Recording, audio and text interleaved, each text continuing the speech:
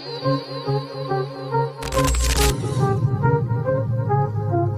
they think that I just come in there and look for knockoffs, and that's not the case. I'm actually a sharp, smart fighter. So, well, wait, I'm here. Who wanted to fight me? I really don't care who's in front of me. I don't feel like no fighter beat me.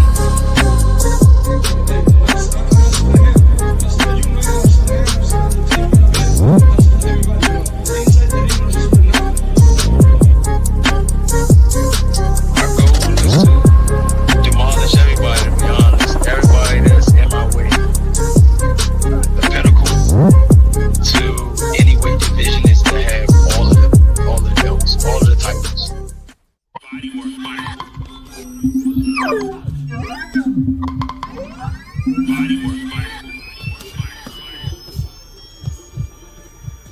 Welcome to Bodywork.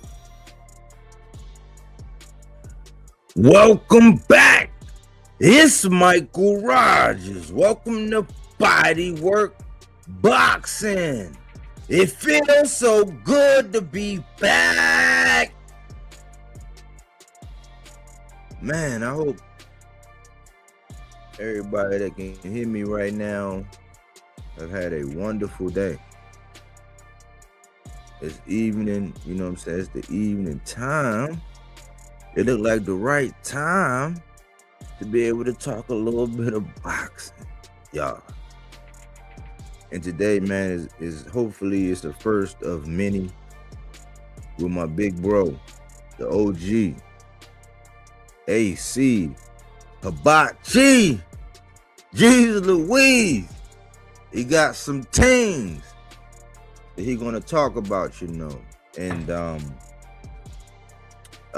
it's rare that it's rare that you come across boxing minds that in this day and time where they just say what it is, man. They just speak the truth, man, regardless of whatever's going on. You know, this is the sort of boxing talk and, you know, boxing conversations and everything. No matter what's going on, man, you always want genuine people who really care about the longevity of the sport, and they care enough to actually look into the intricate details.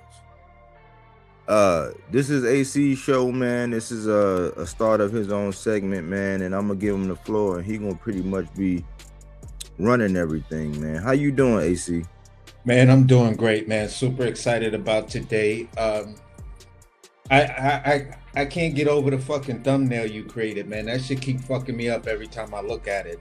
You know, it matches my avatar perfectly. It's like the real life version of my avatar, and it just keeps inspiring me to say, "Keep it simple, stupid." This is still Bodywork Boxing, but this is the devil in the details section. This is where we kind of highlight many details of what's going on in the boxing world, so we have a clear understanding. So when people talk about the business side and things like that, there is someone who numbers is what they do. As far as logistics and numbers is what I do as a chef. I have to be detail oriented to rise to the highest level as a chef. So those details and things like that are embedded in my approach to everything, even my approach to dating. I look at those tiny nuances and things like that. So just to move forward, that y'all kind of understand what my avatar means and things like that, and what today's segment is about. Also, we're gonna highlight Mr. Frank Martin, the Ghost, and his fight with Anil Albright, and just kind of familiarize ourselves with some of the fighters that are fighting on the undercard. Many of these fighters I haven't seen before. I'm not familiar if I've seen them before, but I'm interested in seeing, because the devil in the details told me their numbers, their backgrounds, and things like that should make for a very, very interesting firing undercard.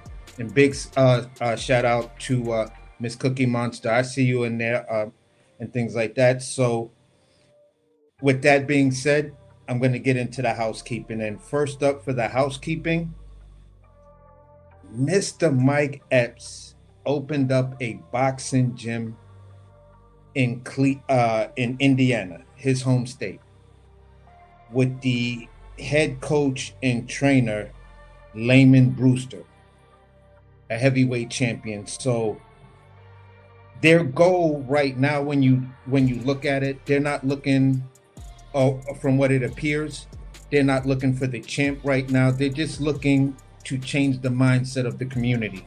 Get boxing behind you. You become disciplined. You're living a healthy lifestyle and things like that. And that's what they're hoping to do in that community. Now, if a fighter should come out and then want to be trained by Layman Brewster or go over to that gym and get some work and things like that, because it might be a little quiet, it might be a place where the gym is so new that a high-level fighter can isolate themselves and get those times in and stuff like that, and say, yeah, we kind of worked out at Mike Epps' gym, and it was amazing. They got it together. So I'm loving that whole program. They've got tons of video footage out there for people to go out and see. You got Mike Epps clowning around in the ring and stuff like that, but you can tell he's genuine about it. This is something that he's extremely passionate about. He's extremely passionate about boxing, and I didn't even know that about the dude. You know what I'm saying? So it struck me as something that's like, wow. Type of stuff like that. If I was more of an emotional person, it might have made me, crack a tear and been like, yeah, Mike Epps is doing it. You know what I'm saying? But he partnered with a former heavyweight champion, Layman Brewster, and that's Layman Brewster's home state and things like that. So it seems to be a very good match. And when you watch the footage and how they react in the ring, you could tell that both of these guys' energy together is genuine. Like they have, it really looks like they had a long-standing relationship before they decided to put this thing together. Like either Layman was going over Mike Epps' crib to watch fights, or Mike Epps was going to hang out with Layman to watch some fights. But it just looks like a dynamic that was made organically, and it just gels really well. It's like peanut butter and jelly, peanut butter and fluff. So I'm really happy for what they're doing over there, and big shout outs to them. And just to give people a background on who Layman Brewster is, or what the gym is called, so I don't be reminiscent of telling you the name of the gym. The gym is called Right Jab. So I'm quite sure there's a website for it and things like that, so you can go over there or just Google Right Jab and you'll see information. Brewster fought back in 2004. He was the WBO champion. When I looked at his box rec, and just so I know some of the devil in the details of who he was, and I just wanted to know, all right, I remember you, but I also remember you as being a small heavyweight. Like you were in the Mike Tyson kind of small heavyweight type of thing, Chris Bird and those type of guys. So I looked, and his fights ranged from 215, and he basically weighed no more than his highest weight is 234 and a half. He's basically fighting like a rehydrated freaking cruiserweight, the way some of these guys get down today. So that's pretty interesting. And we always talking about the WBO and moving up, and that's one of my favorite organizations. Like if I was a fighter, I'd probably follow that path of the WBO or the IBF, to make sure if I'm going in the IBF, I'm really looking for equal fights, the toughest fights and equal fights. If I'm going for the WBO, that means I'm probably looking to become a superstar or multi-division champion, or I might even rock with the WBC. One of those three belts is where I would actually be at and things like that if I was a boxer. That will conclude the first housekeeping. The second housekeeping is catch weights and rehydration clauses. This is becoming the new norm in boxing. Fighters are openly asking for rehydration clauses. Now, here's the crazy part about it. Okay, so just to follow in the steps of Bodywork, we're just going to give you the basic definition of it off a simple Google AI search. A weight clause or rehydration clause in boxing is a contractual stipulation restricting how much weight a fighter can gain between the official weigh-ins and the fight, typically limiting it to a certain number of pounds. That's basically it. So what it says after that is the purpose of it is to control weight bullying.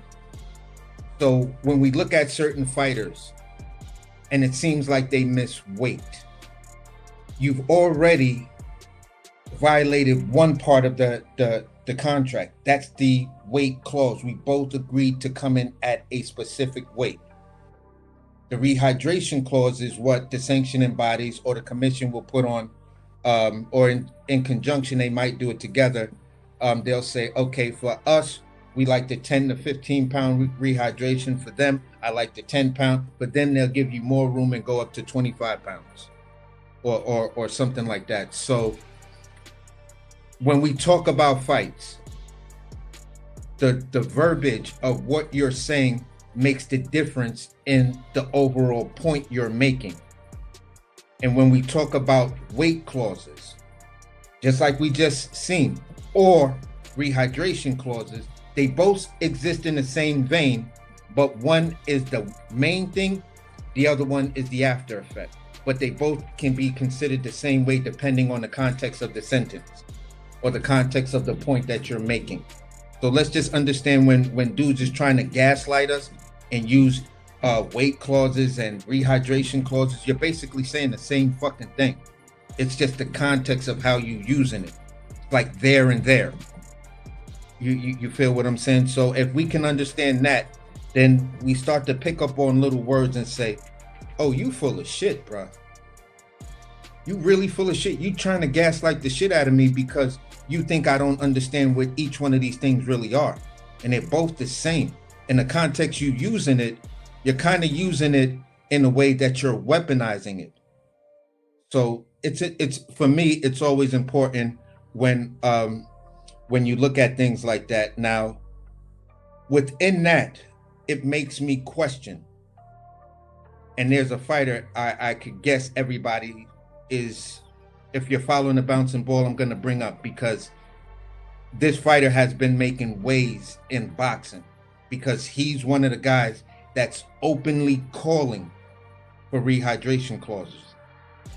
And these rehydration clauses are against fighters that are either 50-50 or you can actually beat. So when we look at Shakur Stevenson, then openly I want a rehydration clause against Devin Haney and Conor Benn. Now, when you look at Conor Benn, you know, the rehydration clause and things like that can be used as a strategic method to gain an advantage. So if you're looking to gain an advantage over a fighter that's just not on your level, you can ask for that rehydration clause. This is where people were constantly trying to bring up the Tank Davis example. Well, Tank did it to Ryan. Well, Ryan was a bigger fighter, and things like that. And if we're going to keep that same energy, do I think it was 100% fair? Not exactly. Do I think it was necessary? I'm kind of on the fence about it. You know, so I don't want to be kind of picking and choosing, but just the general reaction of the people feeling like they were so disgusted. And now moving forward, it's something that's widely accepted. When Bud was supposed to fight Canelo Alvarez, everyone was shocked. Like, so is there a weight clause or rehydration clause? And he was like, no. Oh my God, he doesn't want a rehydration clause. Oh, Terrence Crawford is truly going for greatness. So if this is little bro and you're openly advocating for rehydration clauses, what does that really say for a fighter that's a Conor Benn versus you? Are you scared of his power? Are you trying to find as much advantage as possible because you think that his power may be enough to catch you in a way that fucks you up and beats you? And that's the only reason why I'm bringing this up, because I'm just trying to figure out if skills pay the bills. I've been fighting guys bigger than me my whole life. I spar with Bud. We've been sparring since I was little in boxing, since he took me under his wing. Why do you need a rehydration clause for Conor Benn? What is the advantage that you're looking for with Conor Benn? You know what was said to me in one instance? Well, you know he's a drug cheat, so blah, blah, blah, blah, blah. Okay, the general consensus for Ryan Garcia, whether it's 40 or 50 or 60%, he's a drug cheat. So why does Shakur want to fight him and we haven't heard anything about a rehydration clause for Ryan Garcia? And you want to, so that's just that. My other question is, why is it so widely accepted? Why is now this thing is, it's okay because Shakur said it? Because this is the era of boxing that's going to define the Shakur Stevenson era? Weight clauses, rehydration clauses, not accepting a guy because you don't like the way he spoke to you. You basically pulled the Diva Canelo. So we've got to like really go into that, and I don't really want to go that deep into that part. The final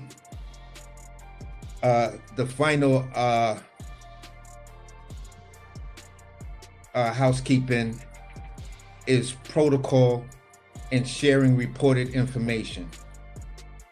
Now that me and Body are establishing the rapport and stuff like that between how we get down, and sometimes you guys, if you've been watching lately, you'll see Body just let me take it when we're dealing with certain guests or I'm making points, and he's just sitting here addressing everybody in the comments, which just gives him that ability to interact in a different way he might not have with trying to run the channel and pull up information and talk and try to address everybody in the chats and things like that.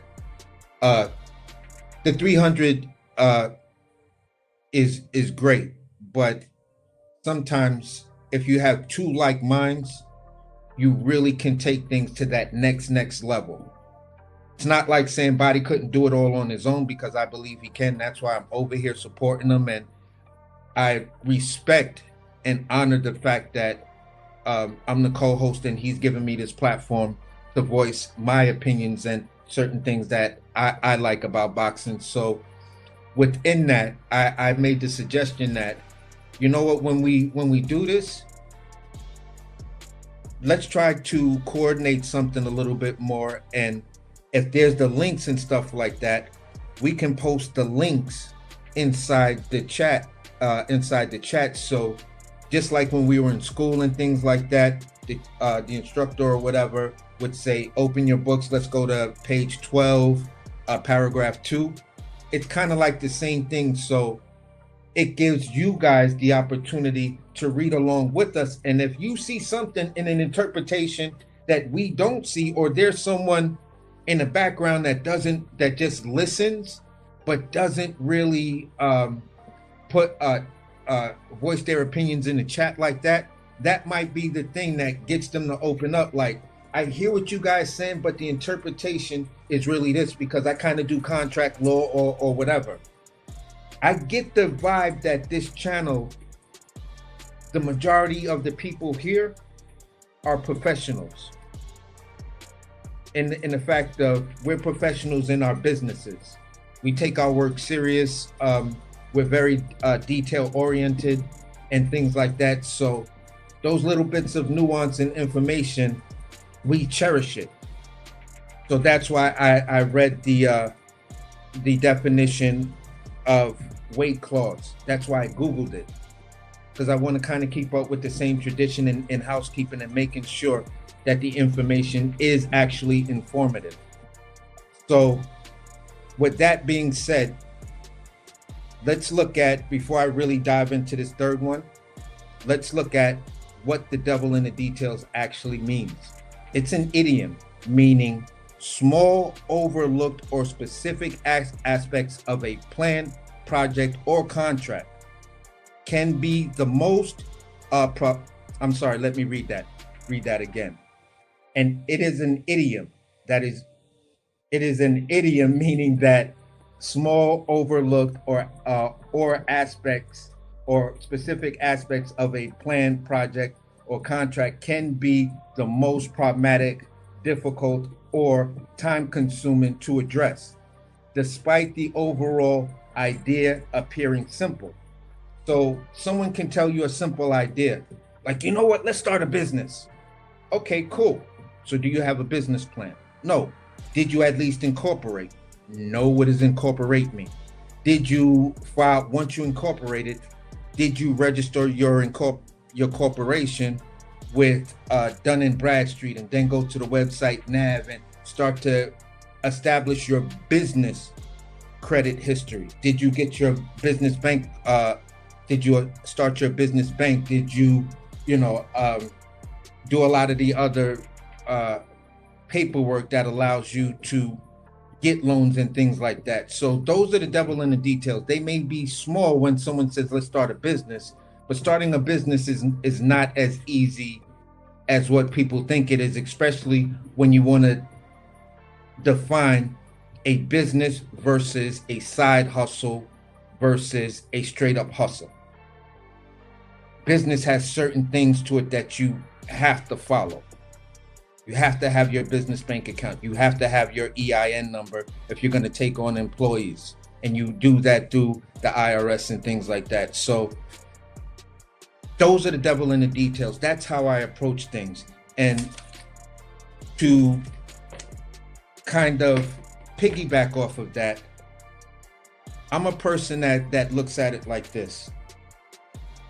I know what I know, and I know what I don't know. Now understand that. I know what I know, and I know what I don't know. That right there tells you I am very comfortable in being wrong and someone correcting me or showing me something that will change my opinion and the way I'm approaching something else. It's not like you're influencing me. I know that this particular subject, once the information came, I was wrong. I knew going into the situation, I'm not very familiar on that. So it would be better if I just sit back and listen to the guys that know it instead of injecting my personal feelings and opinion in it. Because then I'll sound weird and goofy. I'll be making arguments to people that are strongly involved in boxing. When I met Bodywork, Crush, and a couple of other people, I was kind of on the fence with Tank. But as we was talking and I would say things, they was like, oh. Yeah, that was kind of it, but you're forgetting these dynamics. And it's like, oh shit. And just to bring back the conversation that we had yesterday, I said I fell victim to the echo chamber of boxing when the Tank hate was happening. I fell victim to that. So for all of those years, I was kind of existing in that bubble and sometimes questioning myself based on the fights that I'm seeing and then trying to match the hate. And then I just said, you know what? When I meet some dudes that can actually clear this shit up, maybe somebody can clear this shit up. But not realizing that I had all the information up here. It just took someone else to point it out. Yeah, you was around. I hear what you're saying, but the bubble changed your opinion because you couldn't escape it. So when you look at an important statement that's very similar to what I just said from Neil deGrasse Tyson on one of his commercials. He says, when you're dealing with intelligence, this is what we're talking about, intelligence, the importance of knowledge, right? Just we're dealing with that. What is important is to think you know enough to be right, but rather you know enough to know that you're actually wrong. And you sit there and you say to yourself, how could I know enough that I know I'm actually wrong? It's, I know what I know and I know what I don't know. And that's the issue with many boxing channels. They have no fucking clue on what they know and what they don't know. So the shit that they don't know, they try to make up and put it in a way that makes you think that they know. And that's why Body keeps going with all of those gaslighting and all of those definitions and things like that.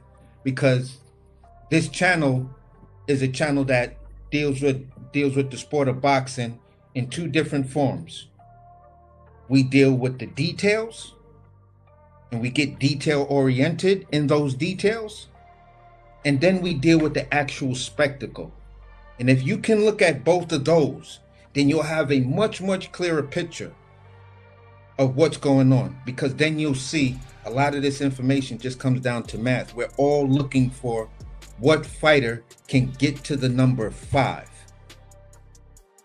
And there's many different paths for every different fighter, but to get to the number 5, we know that there's 4 definitive ways when we talk about math. That's adding, subtracting, multiplication, and division. Through all forms of those, we can still get to the number 5. But guess what? None of those forms gaslight you. Men lie, women lie, the numbers don't, unless someone fucks with them. So if you know what you know and know what you don't know, you'll figure out, okay, I want to get to the number 5, but I think I have a way to get it, but I could be wrong. Let me talk to somebody. Let me do some research. Let me go to BoxRec and figure out what this fighter numbers are. The numbers are when did he start, what weight, how many rounds he put in, his height, his reach, things like that. So when we're looking at information, to know what we know and know what we don't know, it defines different states. Now, me and Malazar we had a great debate, and I'm always going to give this man his props on this debate, because he taught me something. Our debate was about the Ali Act, but Malazar brought up the UBO when we were talking about Zuffa, because that was the thing that propelled it. And his explanation of Zuffa brought out the UBO, which then I Googled when we were looking at that, and it opened a whole new door for me. It was just like a thread that he allowed me to look at, and I just started to pull it. And it made my understanding of the Ali Act even stronger, and it made my understanding and appreciation of the debate even more relevant, because we can still go back to that, because that information was a treasure trove in understanding how the world of boxing works, and Zuffa and lobby groups. And I didn't even know that boxing had a lobby group. I'm probably figuring most boxing fans, even most of us in the 300, didn't know that boxing had a lobbyist group. So that was something Malazar brought to the table. One of the people who frequent this channel, they brought something that changed the perspective of someone else, and it opened the door and enlightened them. I have to respect that man for that, and I have to respect this channel for that. And this is why I was saying to myself, yo, if we just put the information out there in the chat, sometimes when we come back to it, we may just have that segment of once the 300 is like everybody's on deck. It's like, okay, so if anybody has any information, we'll address it. Just put it in the chat. Your perception of what we just read in yesterday's joints and blah blah blah, and then we dropped it. Somebody may just say something like that, but looking at the UBO situation and looking at what we was dealing with the Turk, and this is where I landed, so we can get into everything else. Body always says, I'm paraphrasing, and if I'm wrong, I know he'll just tighten it up for me. He who controls the printed page controls the thinking of the age. If I got it completely correct, right? And here's the crazy part. Let's show how strong Zuffa's grip is getting on boxing. The one place that we go for the stats, the numbers, BoxRec. Whether the rumors are true or not, but it's been said that BoxRec has been sold to Turkey. This is why the WBA is not there, right? So you control BoxRec. Prior to Turk having something to do with BoxRec, people were trying to discredit BoxRec. Oh, if you using BoxRec stats, you can't talk to me about boxing. I've heard channels say shit like that. Like, what? Wow, it's just an information site. Just like people would try to discredit CompuBox. You know, but stats matter. Information matters. So the Turk controls BoxRec. That's a ranking system. Because you look at it and you see, okay, in America, how's this fighter ranked? Globally, how is this fighter ranked? So they're establishing a ranking system that all of us uses. Number two, they control the Ring magazine. The Ring magazine has its rankings, and now the Ring magazine is putting out its pound for pound list and things like that. He who controls the printed page controls the thinking of the age. So sometimes we question, how is this dude 1 and how is this dude 2? Oh, that's the Turk and it's based on the Ring. Oh, okay. So interesting.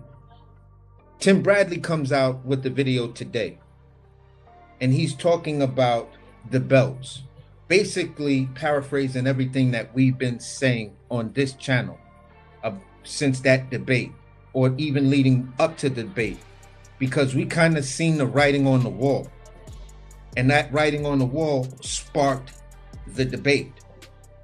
So everything has its place and everything has its time. So if people have been looking at just the last month or so, this channel's been on fire with fucking information. And it inspires me to, stay going back into boxing at that level. Although there's some disappointing bullshit that's going on, but overall, the work that's being done over here is inspirational, because we're seeing the residuals that many people who have much, much bigger platforms, and I know Body always says this, but since I've been up here doing it, you would think that, all right, maybe he just is his ego. No, it's not. This shit is for real, because the shit had me dying, and I'm listening to Tim Bradley's whole interview with my eyes open like, wow. Does Tim Bradley listen to this channel on the low? And if you do, Tim, nobody, just pop up. Hey guys, what's up? You guys are doing great work. Or even on your channel, listen. There's another channel we heard, and these guys kind of opened my eyes to it. Yeah, it was Bodywork boxing. Yeah, on that shit like that. So it's like, bro, help us out. You have the voice, but it really doesn't matter, because just like I always tell my missus, your work will not go unrecognized, especially when you're doing great work. People will start to notice, and people will be like, I went over there because I watched the clip, and then I went over there and I saw the show, and now the way they talk, now I see why these dudes be talking like that. because they're basing a lot of the stuff that they're saying on these two thorough cats right there. And pretty much that's the housekeeping today. Let's get into the meat and potatoes of the show, but the pre-meat and potatoes. This is the prelims of the meat and potatoes, and we're going to talk about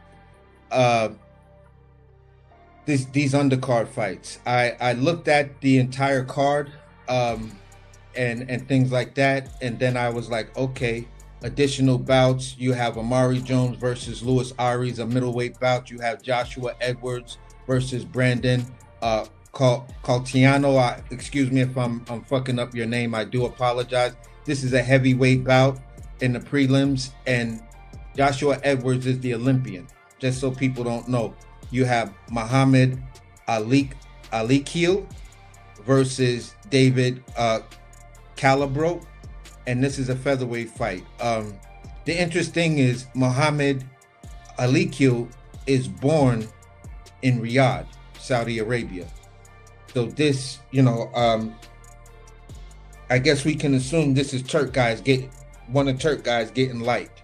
You know what I'm saying? So we'll be. I just want to see what the dude look like. Believe he's 7-0. Well, I don't want to. I believe he's 7-0 with one knockout. He put in 39 rounds so far, 5'9", 71 inch arm, 71 inch reach. He resides right now in Big Bear, California. So he's on the card. I'm interested just to see this guy. So he's fighting David. Wow, the picture that they have of this dude is like, bro, that shit looked like a freaking mugshot, like, or driver's picture. Like, let me say this one thing though. And I always say, man, my praises and my salutes will always be just as loud as my criticisms. And everybody knows it's no secret, I'm not a turkey guy. However, this is a turkey guy that I said, based on how they got him right now and the level of competition, like, just imagine across the pond top rank. Just imagine across the pond top rank where, because it's been proven there's a top rank diet, but imagine one of those across the pond where you can match somebody and they got the skills. They just need, like how Xander is living proof. This is Turkey's. I'm not gonna get premature, but this is Turkey's Xander. Whereas if this man was over here in the States and he had to go to Philly and come to Baltimore and then go over to Cali and then go down to Texas and deal with them for about a month, you know what I'm saying, where they know that, hey man, don't punish this guy. Just everywhere he go, put something in his rucksack and keep him moving, man. Don't fuck him up. That dude Alikel, he got those kind of skills. Because it's human nature. I try to tell people, man, the reason why I love boxing is because, like, I don't care if you got two babies in the crib and they got diapers on. If they can stand up, if it's an altercation over the pacifier, over the frosty, they gonna go. Somebody gonna throw hands. You know what I'm saying? Like, it's primitive. So I'm like, I see that in boxing. That's everywhere. So if it's two people from across the pond in the crib and it's, some kind of weird Danish, they scrapping. If it's over here, the way they push this culture, it's a cheeseburger. You know what I'm saying? Like, whatever it is, wherever you at, it might be some kangaroo meat or you're Danish. It don't matter. I think that's Turkey's guy. I think this Alikel guy, if they move him right, you know what I'm saying? It's like, I'm just honest with boxing, man. I'm like, look, if they gonna be showing this shit, I'm gonna be evaluating. Yeah. I think I like Alikel, man. Like, I think, man, if he came over, if he was, you say he over here, but if he's really over here and they get this guy, they don't rush him. Like, if we want to be honest and I don't want to throw like a foreigner under the bus, You know what I'm saying? I want to show my true colors where it's like, man, I fuck with every boxer, man. You put them motherfucking gloves on, you lace them up, you get hit in the head for a living, you got some skills. I don't care if you speaking the English or nah. You know what I'm saying? I fuck with you because you preserving the sport. You showing the sweet science the way I see it. So I like the Alakel guy. I'm not gonna go overboard, but you know, people get the truth misconstrued with hate. So I want to say, hey, look, man, this little guy got potential from everything I've seen. I've seen him fight like 3 times live. I've been impressed ever since I saw him. It was it was not quite like Bam, but Bam is like really, really special. But like from over there, I'd be really looking like, man, where's the diamond in the rough from out of here? Like y'all could matchmake him, but where's the diamond in the rough?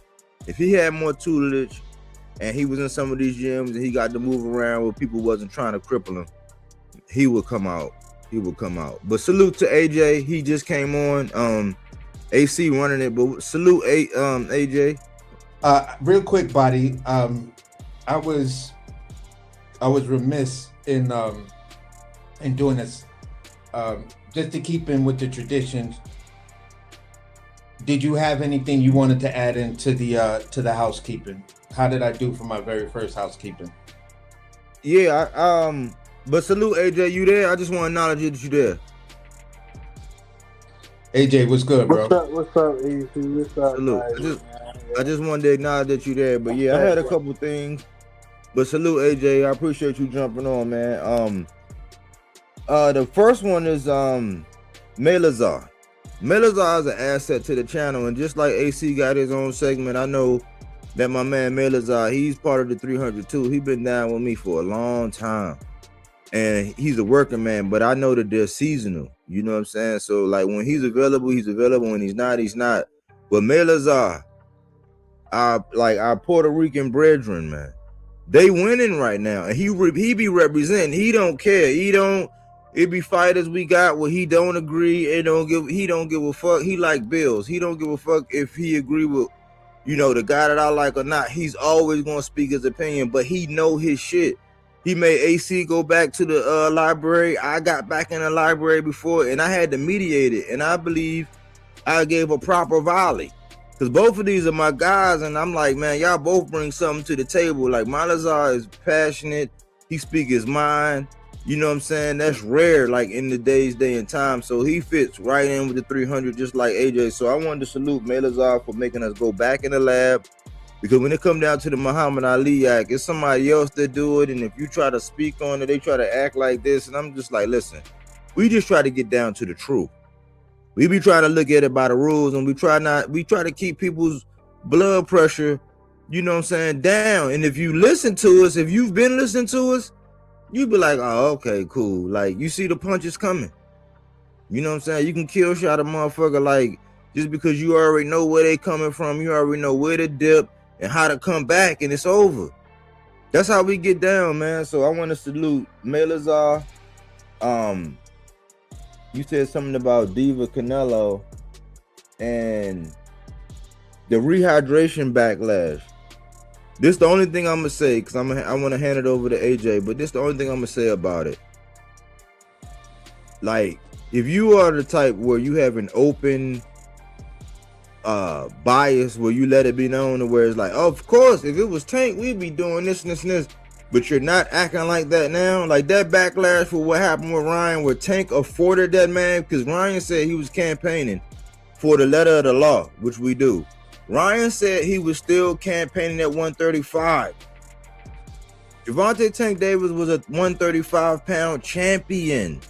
He afforded Ryan an extra pound to give him 136, so he won't be scraping the bottom of the barrel. And to some extent, when you're dealing with somebody that might not be disciplined or whatever, when they can go in and blow weight, which Ryan, post that, he went on to prove that, yeah, I'll come in overweight a little bit, how it happened, whatever. He went on to show that, yeah, he would. Tank Davis being about his business, being a prudent businessman, for all these people that claim to be prudent businessmen in today's day and time, he was like, nah, you're going to have to be focused. You're going to have to make this weight. Yes, I will acquiesce, and you won't have to scrape the bottom of the barrel like Mr. Gary Russell when he had to lose 5 pounds over overnight off of a miscalibrated scale against Lomachenko. Still won, didn't get counted for a knockdown. He afforded Ryan that extra pound, so you ain't got to scrape the bottom. Just come on in, and then after this, you can't get but so much. That was a scarlet letter. If you was out here like Cisco and them, like hot breath, dragon breath looking ass, but today's day and time, you co-signing all this catch weight and rehydration and yeah, and I'm not just saying a one-off, because okay, I'm starting to get these guys, like after you win your championship, show your nuts if you want to. Okay? I'm not gonna judge you so hard on that first one just to relieve myself of the stress, because you're gonna do what you want to do anyway. We're just gonna say that look, it look kind of funny how you moving. But if you want to get a one-off, go get a one-off. But if you're out here waving the pom-poms, strapping on knee pads, spraying throat coat, you got your motherfucking tonsil jewelry in, you got your reach around extenders in, like, lower your motherfucking tone. Or come over here and debate. It's gonna be fair. I don't even use my mute button. I'm trying to tell you too, hey, is it a feature where you could just take my mute button away? That's where I'm at with it, you know what I'm saying? But like right now, we in the soft and strategic era where like, man, like I'm doing documentaries this year. If I ever go away, it's because I'm working harder on the documentary and I need time to really go through this. But like the tone, what was saying over the airwaves, and I'm gonna go to different sources, everybody, the people that's talking real loud right now versus the people they were talking real loud yesterday. I'm gonna get that shit, I'm gonna put it in a fashion where it's like, y'all was just saying this yesterday, a la Tim Bradley. It's like, man, 1 minute you genius, 1 minute you shucking and jiving, and you playing the game. That's where we at. And I say that just to let everybody know and bring everybody up to date to where we at in boxing and how people view it. That's all I want to do, man. But that's all I had, man. Go ahead and cook, brother. You did your thing, man, for your first time. You know what I'm saying? I appreciated it. You know what I'm saying? So yeah, for sure. Thanks a lot, man. Hopefully Aaron, yeah, there he is. Yeah, there you go. So what's good, Aaron? Open it up and cook, bro. What's up, brothers?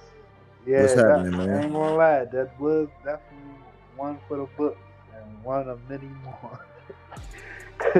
Cause like, you know, it's all facts. It's written in your face these days, man. Like my man AC said, I got duped before too, man. I think we all did at one point. That's how I met Bodywork. Hold on. But while that's going on, I just wanted to say it before I forgot, because I just forgot it before. You just cleared something up for me. I didn't know. Through that whole situation, no, I did not know that Tank afforded Ryan a 1 pound limit. And if we're talking about weight clauses and stuff like that, then you did something that was fair. So yeah, thanks for that info, buddy. Yeah. You know what's funny about that, AC? Ryan already knew that he was going to fight Tank. So what he tried to do is go to 140 for a fight. And then he was going to use that as like a advantage, like in negotiations. Or like, I'm already at 140, so we going to have to make this at 140. But they wasn't had none of that. He tried to get over. Like, that's what I'm saying. They try to get over him, Devin, T.O., because I ain't see a knockout of T.O. yet. That's all I used to hear about T.O. Oh, he got power, this, that, and third. He ain't getting no knockout since he got up there. Who else? Shakur, I would say Shakur, because, you know, Shakur, he's more manipulative than all of them. He's really up there too. He more like, you know, slimmer to where though I guess he can fit down there, but when he trying to pull with these boxes, man, it's telling me that he's another one that's trying to, I don't want to say weight bully. I just say, just trying to get over in these negotiations, especially with Ryan and Devin and Connor Ben and all them. He's doing the. I seen a tweet earlier that he's now the new face of boxing. So that's neither here nor there. I'm gonna get back to AC. Yeah, AC was cooking though, man, because all he was saying is facts on top of facts on top of facts. That's how I met Bodywork from these clowns, man. These clowns is terrible. It's almost like they winning right now, I should say. And since Shakur won his fight, bro, and he been coming out saying all this stuff, bro, I haven't heard no pushback, no criticism from anybody. Not one person, man. It's quiet. Cause you know why? They gotta rock with it. They didn't rock with it when it came to Tank. Hell, they ain't rock with it when it came to Earl. Cause it's almost like their side is winning now. They got the big machine, the media behind them. So there's no point of any reporter coming out and asking a hard, tough question, except for my man Mason Cam, because they should never go on that show again. I ain't gonna lie. Keyshawn, Shakur should stay far away from that show. Who'd you see that made you say that? You ain't said the Keyshawn and Richard his interview. If you ain't said, go watch it right now. Well, the Keyshawn, I mean, I don't. Richards and Hitchens, he went on there. Yes, man, and they did him worse than Keyshawn. Yeah, man. That's why with the Keyshawn, I'm not even gonna play no politics. I don't want no Keyshawn Davis fans thinking I'm just gonna try to shit on y'all. I'm done. I'm not even gonna do that. I said, man, first I dealt with the D-Hive, then I dealt with the Beehive, the Boo, and now I gotta deal with the Key Hive. I'm off. I said fuck the Core Hive too. So I'm off. Like, yeah, I mean, if you don't like my perspectives on that, I'm not even really gonna go out my way to talk about them. I'm off. Yeah. So stay the fuck away from here. You know what I'm saying? Because it's just like on them movies like The Walking Dead. Once you realize you already got bit, we're gonna eliminate you, bro. We're gonna do, like, even if we love you, we're gonna eliminate the shit out of you because it's a necessary evil, man. You can't infect the camp. And we don't need you. But you know what I'm saying? So if you feel like, hey, you can't speak out against the whole motherfucking. I got a thumbnail I'm doing right now with the Verizon man. I'm gonna crop the shit out of his head. I'm gonna push a core right there and then all them faces. It's gonna take me some time because I gotta save my memory. But everybody in the motherfucking network face gonna be on their motherfucking shoulders when I get done. Somebody took the word that I had. Yeah, well, they ain't take it, but like mine, they said the word for it, but I can't use that no more because when I first heard, I just ain't had time to do it. But it's gonna be the network, the BFF network. And if you ain't in the network, then goddamn, your deductible is a weight clause and a rehydration clause, and I'm like, listen, bro, I can go on for days. Now I don't even want to take over, but this is what I want to tell y'all. This is what I'm gonna tell y'all. I want both of y'all feedback on this. We did the whole Oshaki thing. We followed protocol outside of me putting the link in the chat, but we played it where you ain't gotta click on the link in the chat. All you gotta do is go back to the interview where we broke it down. We did a pause and then a reaction and then an expound, and I gave intricate detail. It was right there to where if you was a part of that video, all you had to do was slide through. The interview was about 15 minutes, so you add the little commentary in between for the copyright shit. 20 minutes. If you just spent 20 minutes, you could have been on the toilet taking a Brown to the Super Bowl. You would have heard it. But guess what the bookend is, Aaron Jones? Guess what the bookend is, AC?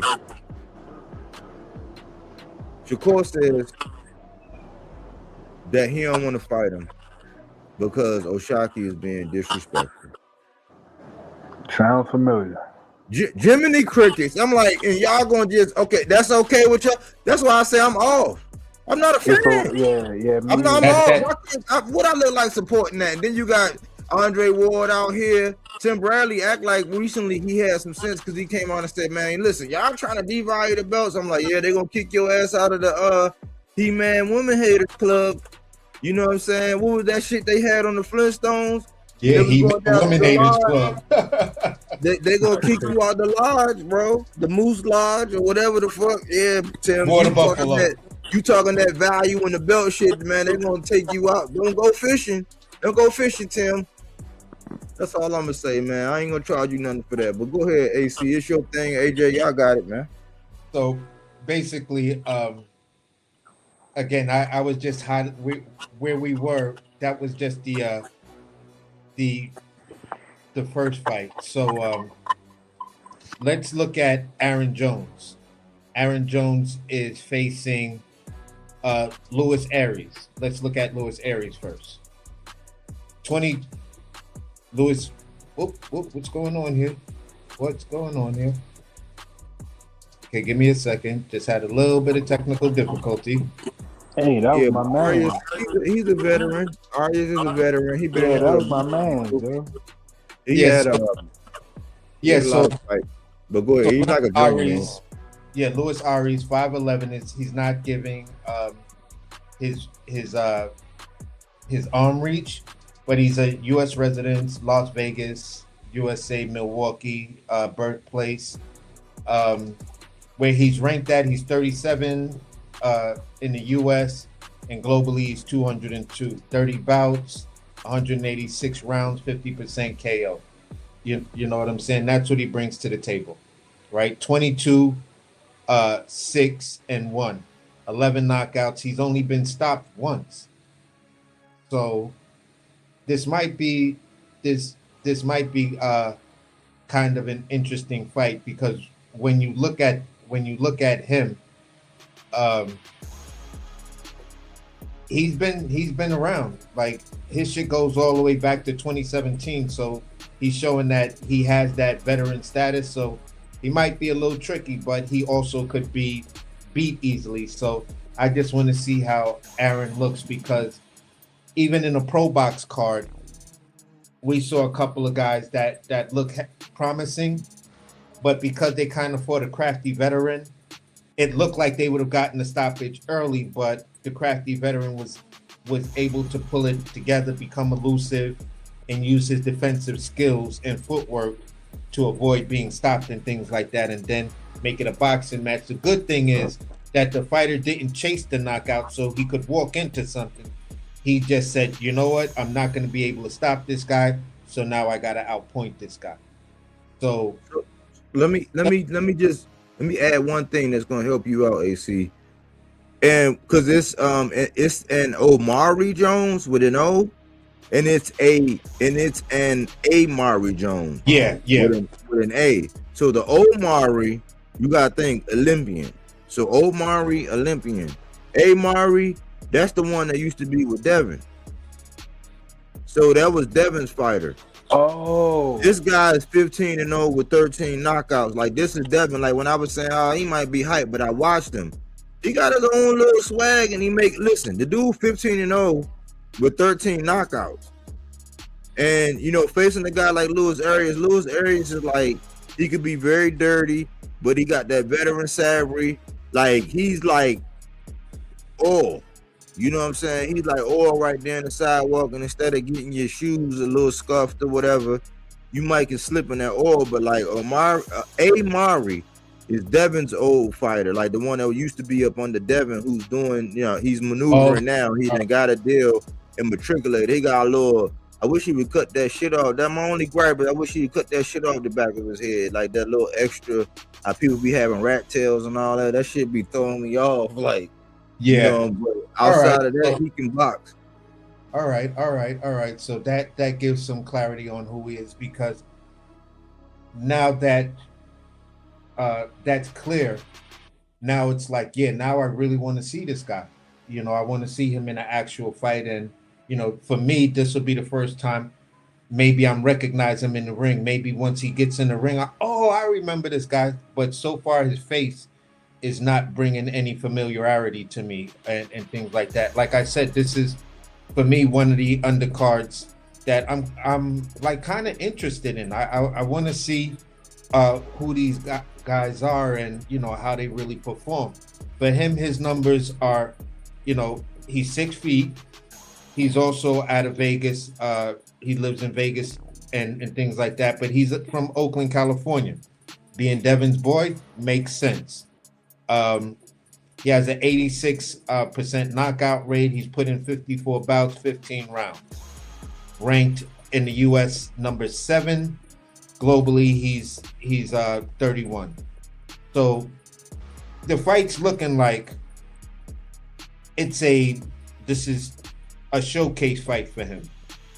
Something where he's gonna have somebody tough in front of him, someone who can possibly pull a Rescindes on him, but he's gonna be there for you to look good, for him to look good and put paws on. So that's where I'm at with him. The last guy, Joshua Edwards, the Olympian. He's also he's out of Houston, Texas, where Shakur resides right now. He's 25 years old. He's an orthodox fighter, height 6'3". He's got a 100% knockout rate. I mean, he's only got 5 fights, but he's got a 100% knockout rate. The other only guy that I think is a young guy right now that has a 100% knockout rate, but I believe Scooter has 9 knockouts, 9 fights, 9 knockouts. This next fight, he's looking to get 10 stoppages, and then he's good.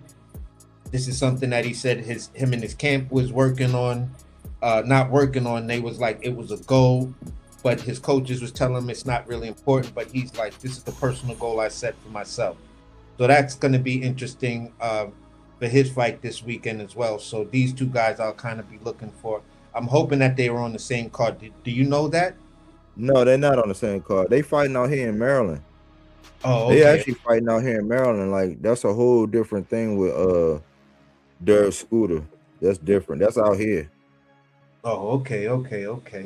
So, yeah, I'm gonna be looking for the results of that fight because I've seen him once, but now that I heard him talk in the interview, I was super impressed with the guy. It's not with the friendship stuff. He don't want to be your homie. He don't want to shake your hand. He don't want you to email me and all of that other kind of stuff. He just wants to, do what he do. He's from the same place as Sugar Ray Leonard, so that's a big inspiration. So I'm just highlighting him to say this weekend we got 2 guys that are fighting, that are names coming up that have a 100% knockout rate.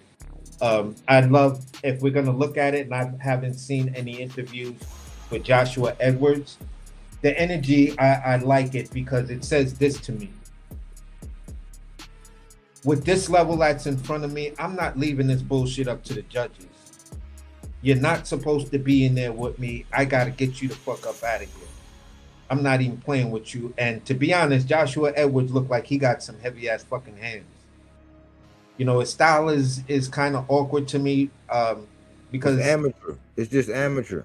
Yeah, I guess that's what it is. But he's got some. It looked like he got some thunder in them gloves, man. So yeah, he nice. He gotta slow it down. Like that's 100 miles an hour. He just gotta take his time and pick his shots. He athletic enough and everything, but right now they matching him like that, so you can expect him to eat. But once everything slowed down for him, he's gonna be very dangerous. I just didn't want to get out there. I did before, and I was like, with the Jared Anderson stuff, it's like, I see the potential. Very, very. He kind of gives me those Jared Anderson vibes right now. But better. He's better. Yeah. He's better. He's more technically sound. Like he got.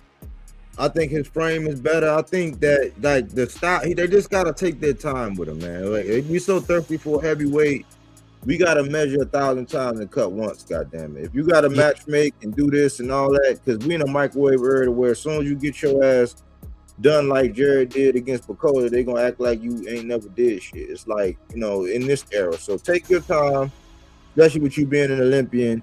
If Shakur can do what he doing, like, hey, He set the precedent. So follow, you know, I mean, shit, because this game will eat you up and spit you out, man.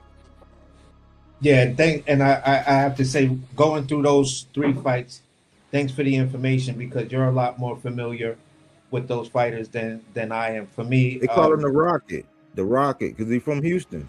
So, oh, okay. So, mhm. like I said, between all three of these guys, it's pretty much watching them fight live. It's going to be an introduction for me to who they are. Maybe except for Turk's guy. I think I've seen him before, and I did like him. I was like, yo, this skinny dude can fucking punch. I like this guy. So he knows how to put it together. He's not like cracking, but he just puts that shit together impressively once I see him in the ring and be like, oh yeah, it's the same guy. So good looking on giving me that backup on that part and stuff like that, because these guys are so young that they kind of fell under my radar. Well, not kind of, but mostly fell under my radar. So Aaron, is there anything you want to chop it up about these guys? Just something slight. I really can't wait, man, because this sleep, I ain't gonna lie, I got some bangers on it. Like, it's good to like, I wish it was more fights like these. Like, not, it don't gotta even be back to back. Just month, 2 months or a month back to back. Cause every time it's like no boxing in between. It's just a bunch of like, I can't help but to see stuff about these clowns and these boxers who got hidden agendas, man. Cause like, Yeah. I didn't consider myself a boxing fan until like about, like, you could say 5 years ago, 6 years ago, and that's when we had Top Rank, PBC. You could throw the zone in there here and there, but that was like the lower tier. But you had fights damn near every month, bro, and you ain't had to hear all the blah blah blah blah. Now it's like it gets so annoying, bro. I be wishing we get fights like these. Like, even with the Scooter Davis kid, bro. Like, I ain't started watching him until like a couple fights ago, and it wasn't even because of Tank. It's just I seen him, like, training. Like, you got your the Zaquan Moses and all them, the ones they hyping up. Even Mhm. what's his name? The fake Tank lookalike that ain't doing nothing. Jersey Yeah, no, Vargas or Camille Moten. Jersey Vargas. You there, AJ? Yo. Yeah, it looked like he might be in a tough spot or whatever. Yeah, they was trying. That's why I ain't want to just come out and really look at them guys, because they tried to put Jersey Vargas in there. I'm like, he got cornrows and he's short in stature. It's like, man, y'all gonna get this dude. Like, come on, man. Then with the Kermel mode, it's like they wasn't even raised the same. Like, they trying to. I'm like, I don't like when they do that. I mean, but it is what it is.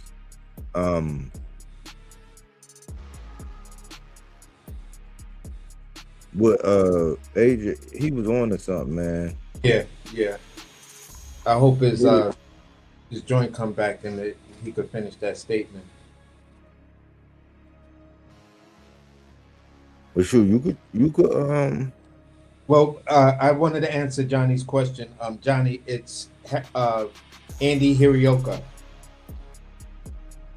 That's Andy Hirioka getting ready to fight Gary Antoine Russell, and the low rumblings are, prior to us finding out that the fight could be really tough for Gary. There's a strong possibility that, Body's prediction is this fight is not going the distance.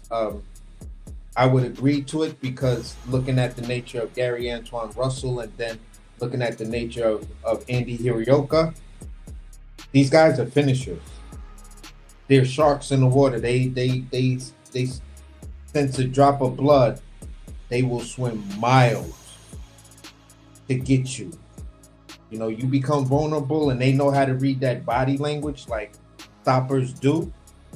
I can read who's a wounded animal, and yeah, you giving me those signs of a wounded animal. I smell fear. I'm an attack. So that's the dynamic of that fight, and I'm really looking forward to it. But moving forward, now that we've got a lot of that other stuff cleared up until AJ gets back, Mr. Frank Martin versus Nahir Albright.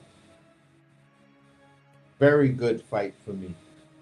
I like the dynamics of this fight. For me, this is one of those things to whereas you take this fight if you was actually pursuing someone.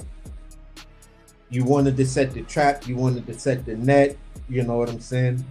And this is the bait fight, because then it gets everybody talking that if you can do something to someone that someone with a bigger name or perceived to be a bigger name couldn't do, then it puts a demand on that fight. And before we knew Keyshawn was going up to 140, we were all 147, if he actually makes it up there, we were all clamoring and, you know, like thinking about that steak dinner. We going to the steakhouse, or we going to the barbecue, and I'm thinking about that brisket and them burnt ends, or, you know, that ribeye with the nice charred piece of fat on the end of it. You know what I'm saying? This is that fight. So we were looking at this fight, and then Frank Martin gets past this dude, and he does it impressively. Keyshawn's there. We got to get that fight. So for us, we were talking the race between Frank Martin getting the Keyshawn and Africa getting the Keyshawn, or Frank Martin and Africa getting it on. Before we kind of knew, two of the parties are now talking about going up to 140. So for me, Frank Martin fighting Nahir Albright is a strategic move. It's going to start to really build more of his name recognition, although his resume is very impressive to me. I don't got no problem with Frank Martin's resume. You know, I like his fighting style. I really like him at 140. He's looking super impressive, looking like he's twitchy. He's got great angles, good fast feet movement and stuff like that. And to have fast feet movement and still have proper placement, that's drill after drill after drill after drill. I think he's going to give Albright some problems, but there are some areas that concern me with Albright. You know, Albright is 5'8" with a 70 and a half inch arm reach. Here's the interesting thing. Frank Martin is also 5'8" with a 68 inch arm reach. So Albright has that reach advantage. So if Albright is active with that jab pumping, and getting it going, he could wind up having those areas where he's controlling the distance. I'm comfortable with feeling that Frank Martin is going to be able to slip those punches and make his way inside to do his damage, or counter him, or do some cool counters and stuff like that. So I'm looking to see a lot of things from Frank Martin. Yes, people want to try to give him criticism because of the Shakur situation, but when you look at it, you walked away from the Shakur fight to get a Tank fight. Maybe that was too early for you. Maybe people may have, and I somewhat agreed with it. I was like, maybe in this case, hindsight being 2020, I believe that if Frank Martin would have realized that Shakur wasn't using that hand, or from the first time he shot it to the second and third time it's not that hard, then it's like, yeah, now I'm gonna put my foot on the pedal and really test this guy's resolve. And I believe if Frank Martin could have made the weight and been sustained within making the weight and things like that, he could have gave Shakur a very, very good fight. And in that situation, he probably would have stopped him because of the hand injury and the way they was talking about in Shakur's performance, and he blamed it on a hand injury. So that's the type of thing that you gotta do the Homer Simpson to me type thing. That's like, no. So he moves up to fight Tank, has an impressive showing until Tank just decided it's over. In the weigh-ins, Tank was clowning him like, you look thirsty, you want some water? Because there's no fat for him to cut down. So in that fight, it was like you're killing yourself to be in this division. Imagine if Frank Martin would have just came in at 140. Just imagine where he came in at 140 in that division. Probably would have still got a loss because that division has been so deep, and the person that's more familiar with that division is actually the host of this. But I'm just putting it out there. Imagine that if he would have came in straight at 140. You feel what I'm saying? Like the dude probably, well, I wouldn't say probably, I would figure he would be a champ. You know what I'm saying? Or looking to get his belt back in one of these fights if he would have taken that loss. Let's say that same loss he had to Tank, he lost to a bigger Matias, or maybe he lost to a rangier, a really technical guy like Puello. But at the end of the day, it still would have been, at that division, he would have been a force. So sometimes the calculation of when you want to step in sometimes matter and stuff like that. It's like double dutch. You got to get that timing right, and you got to hear that rhythm. And then when you hop in, you can just get it popping and do your thing. I know Frank wanted to play the game. He wanted to be in the mix because he's a dog like that. And 35 probably looked a lot more appetizing with Shakur, Mortaya, Zepeda, Tank, all of those guys was there. So he was like looking at 40. 40 is good, but let me try to get my feet wet at 35 and see how long I can stay at 35. You pushed your luck with Tank. I still fucks with you, and I was impressed with the fight. Like, God damn, he was doing this thing. He was letting them hands go. He's not afraid, and that's the part that really, really impressed me with him. Now he's at 140. He's making his comeback tour. I'm supporting the guy. You know, he deserves the spotlight. He deserves us talking about him and things like that. And I'm really pushing for him to win this fight so he can start to, you know, really make his claim and say, listen, maybe one more fight puts me in title contention. Hopefully this is the fight that puts him in title contention, because I really believe he brings something to the table at 140. Just imagine this fight at 140. Frank Martin versus Dalton Smith. Like, ooh. That fight intrigues me. Let me make sure I'm saying the right name and make sure that I'm accurate in the weight class. I believe Dalton Smith is a 140-pound fighter. Yes, he is. Yeah. For me, I like that fight. I also like the fight with him and Hitchens, and I really love the fight with him and Gary Russell. But let me interject something real quick. Go ahead, bro. You know, AJ brought up a point, and it triggered me to go back to the housekeeping.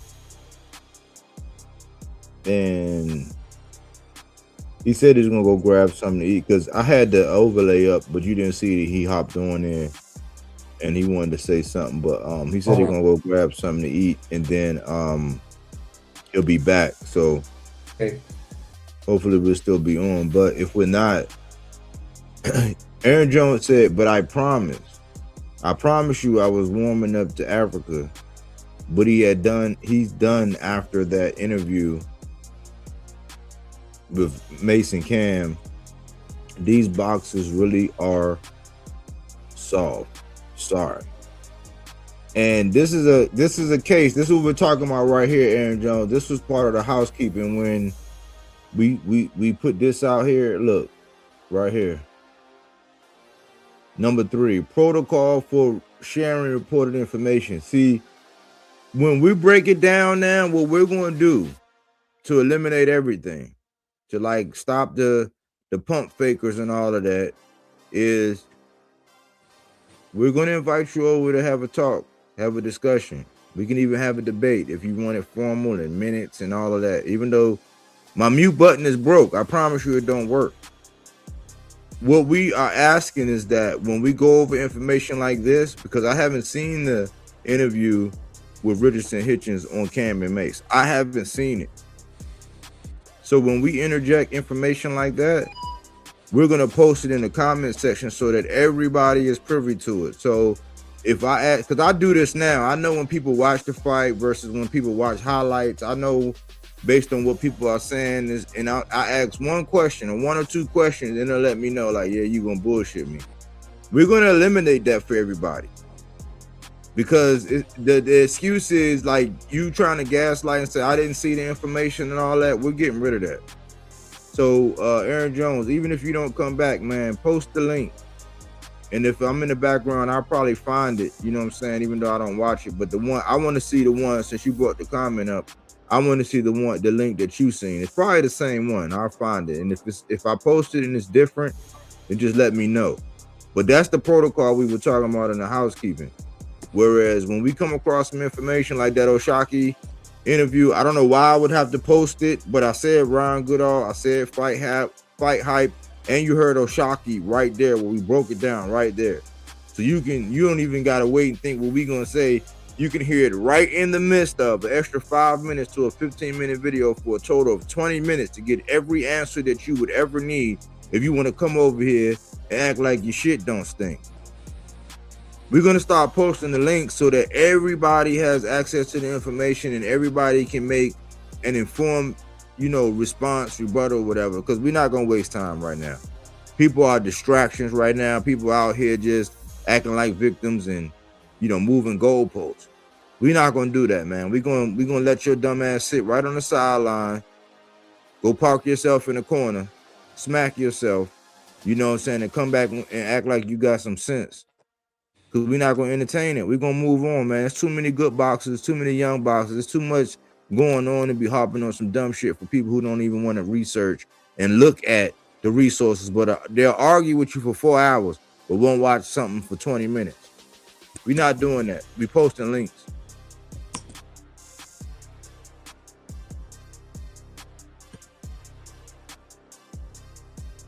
So post the link, Aaron Jones, if you get it. I'm gonna be looking for it while AC cook.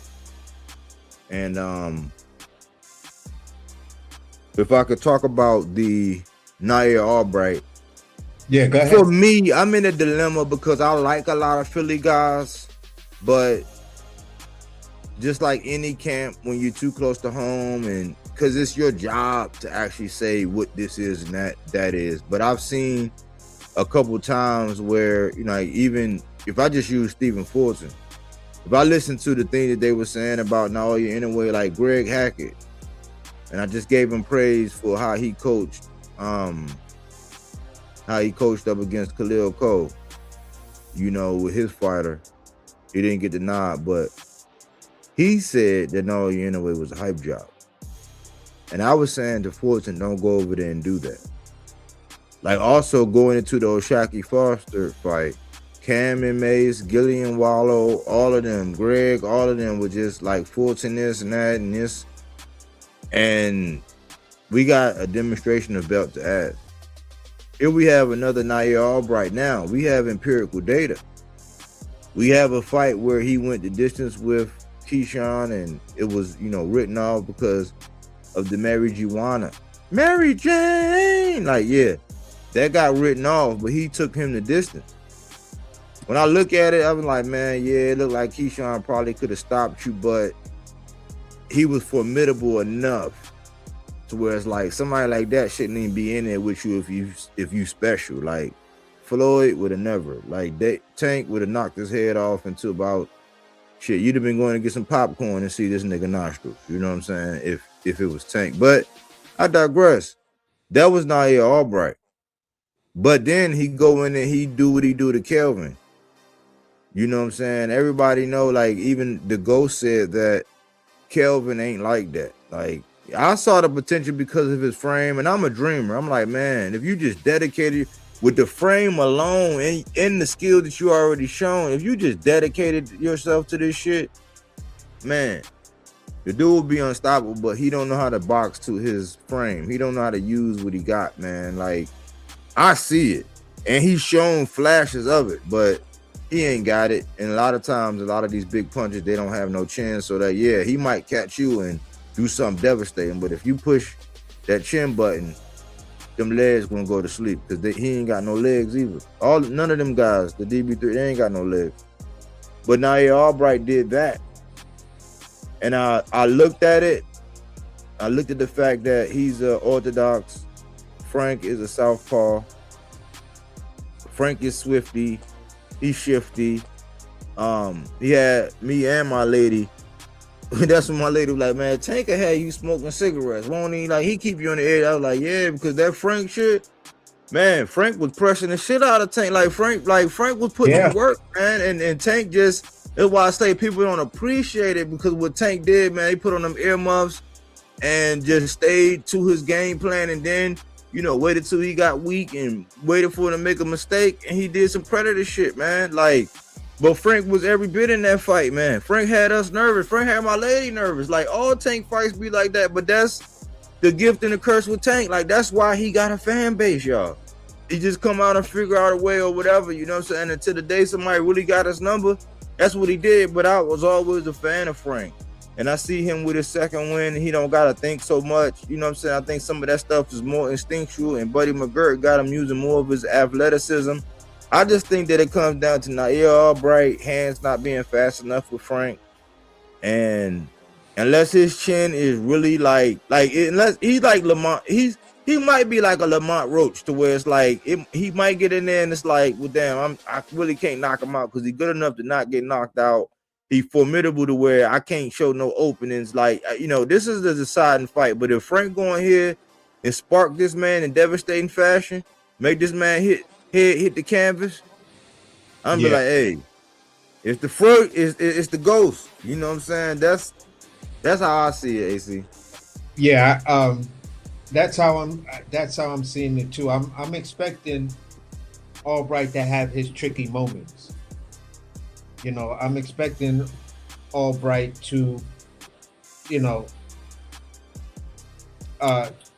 maybe give him some adversity, in the form of the way we saw old boy give Shushu some adversity. And then Shushu just comes back and he has that impressive, bow, I stunned you, and then bow, bow, bow, bow, like that 5-point combination that just put him out. You know what I'm saying? So that's the type of adversity I'm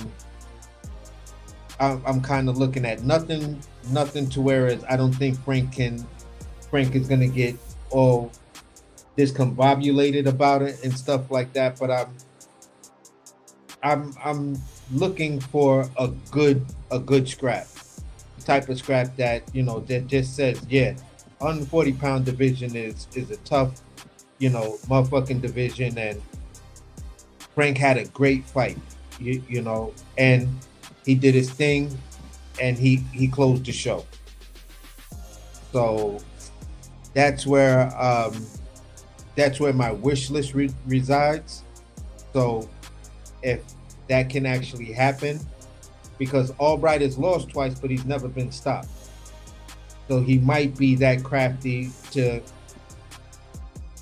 put you in a position that yeah, I'm not just going to be able to stop this guy because he knows enough tricks to keep himself, you know, out of that harm's way and stuff like that. And he's probably gonna do some clinching. Like when Frank's fast hands start letting go, I'm expecting Albright to clinch, and then as he's creating his exit, he's gonna try to catch Frank. So I'm You expecting know, some. Go ahead.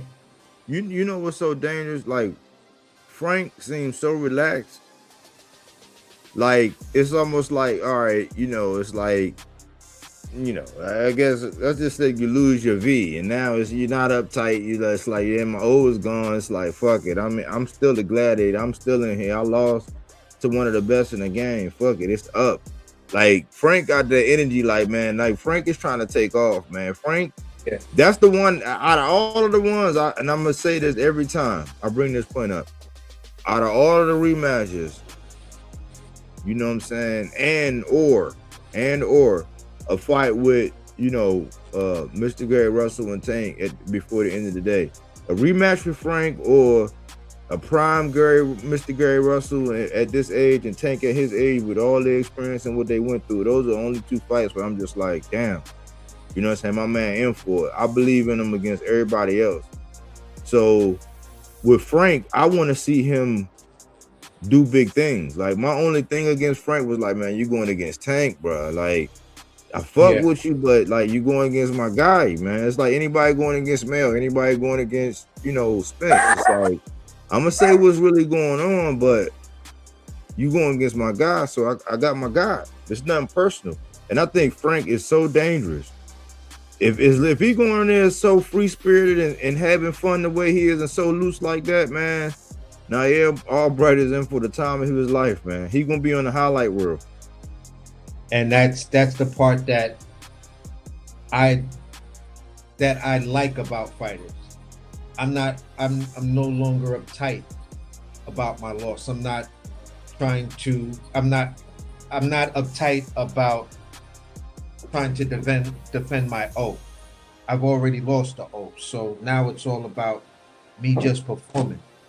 Let me get on my square. My mind is right. That's out the way. I could now really push forward and get the goal. So that's where I really am with him. And like, bro, I really think you can do it. I really think you can be a real force at the 140-pound division. And right now, Albright is in your way. So, however that fight plays out, I'm looking forward to it. If like we said when we were picking these fights, I have Frank Martin beating Albright. It's just now I want to see how he's gonna beat him. So, with that being said, I'm super excited about the fight. I like his opponent. I like what Albright brings to the table. You know what I'm saying? And it's going to be a challenge it's going to be a challenge. This is not a step up fight for Frank by no means. It's just another good fight of where you see he's picking his path. He wants some names at 140, some names that are credible. All right, you had the fight with Keyshawn, and that really put your name on the map because you gave Keyshawn some fits. You know what I'm saying? So it was a majority decision. So it was a no. It was a no contest. Yeah, that's my bad. So at the end of the day, I still want to see this fight. I want to see what you bring to the table against Frank Martin. I want to see if Frank Martin can get around your jab and things like that. So I'm just psyched about this fight, and I want Frank to really show up and show out. I think this is his moment this week with everybody else that's on this card. So Frank, This is your, like we've been saying at times, this is your lose yourself moment. You're relaxed, you're poised, you're not weirdly tonal and things. You're just right there. People know, like when you talk, or when they show pictures of you, I could see your focus.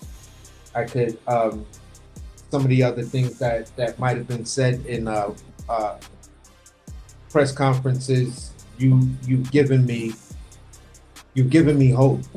Like you're one of those guys that boxing needs right now. So this is why I'm rooting for you to win, and that's where I land my plane on that. Word. I'm gonna add something into the comment section. This is the link for the Cam and Mace, featuring Richardson Hitchens. You There's some found? other I was things in looking there. for it. I couldn't find it, bro. I was searching. Like that's good, bro. Yeah, this is it. This is the link for the Cam and Mace featuring Richardson Hitchens.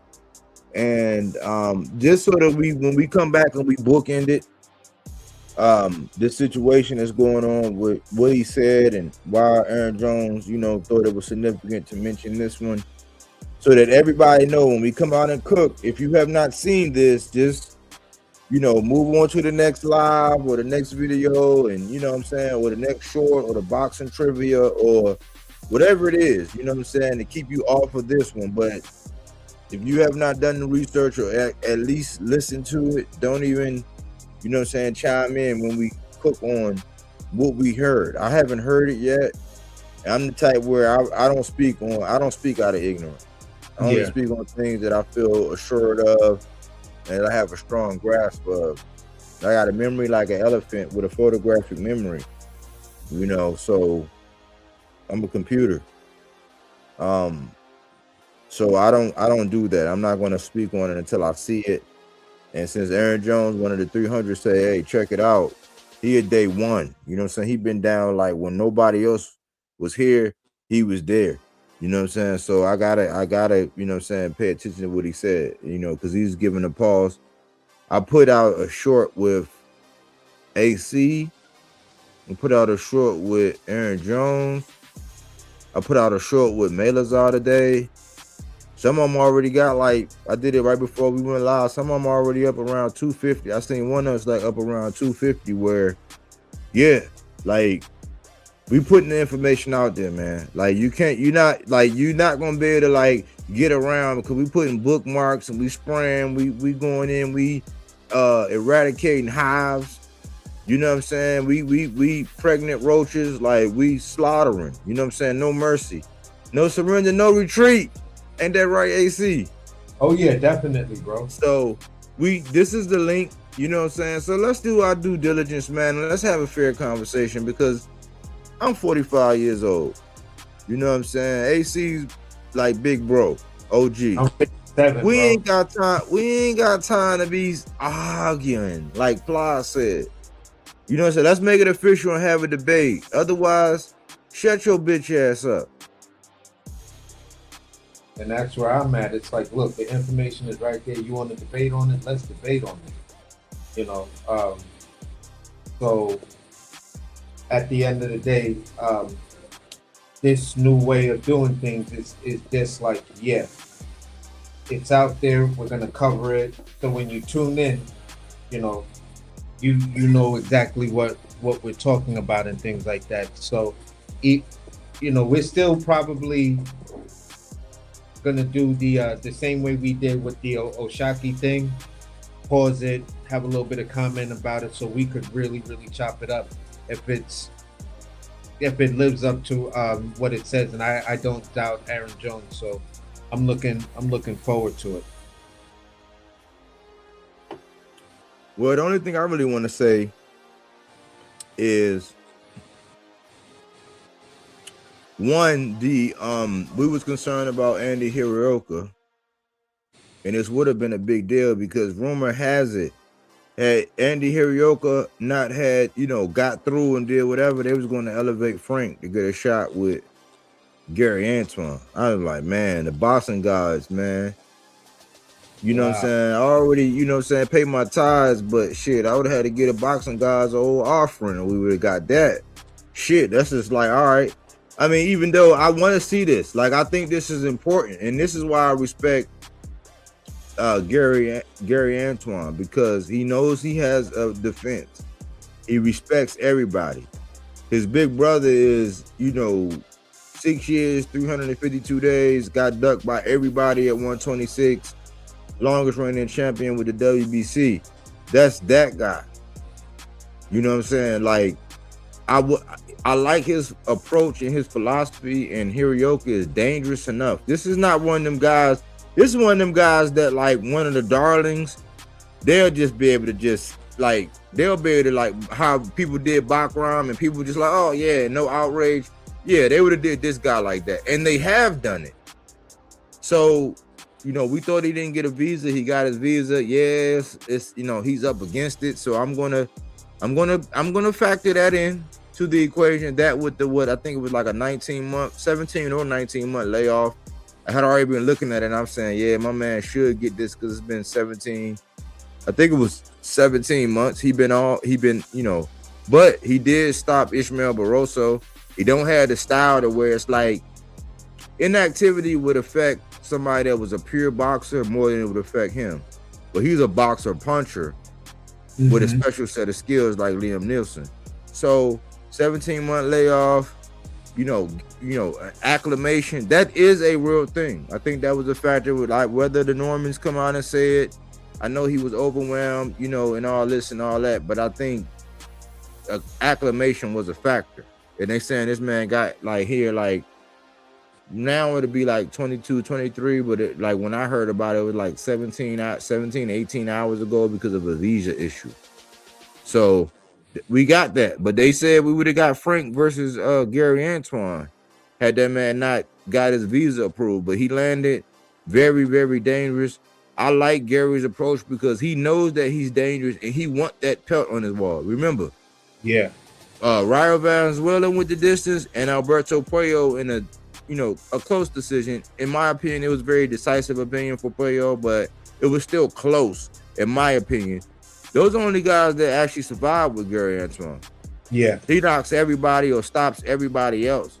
So that's what we're looking at with that. Yeah. So for me, that whole caveat right there, it makes me a little bit nervous because I don't know what's the acclimation time in the U.S. I'm just nervous right now, and it's kind of right now having me leaning like the later rounds. If this fight winds up going in the 10th, 11th round, I'm gonna be completely, by that time I'll probably be losing a lot of faith in Indy, because if tradition serves correct, that's when things will start to show. It might start to show in the 7th round.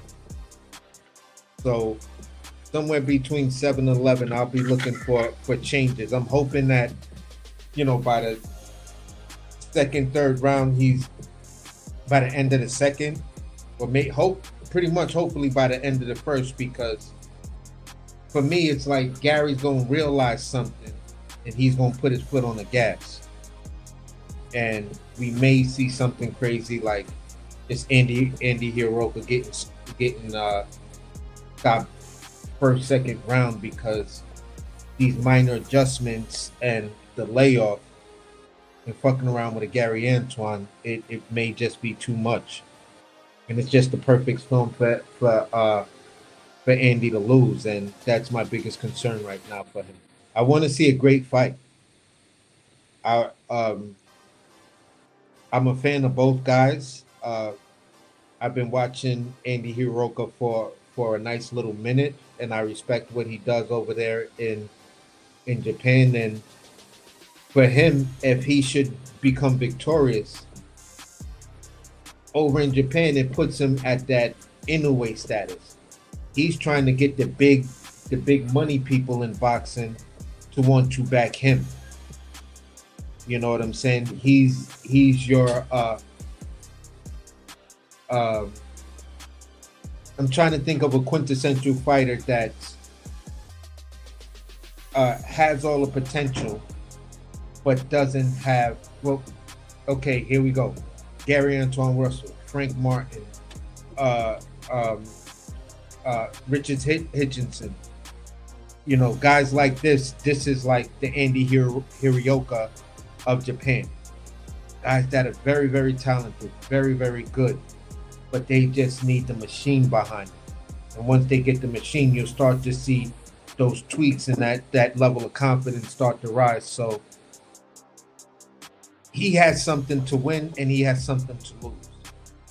Gary Antoine Russell, he has something to lose that, okay, if you lose to an Andy Hirioka, most of America, or I would say maybe 95% of American boxing fans just have no idea who the fuck you are.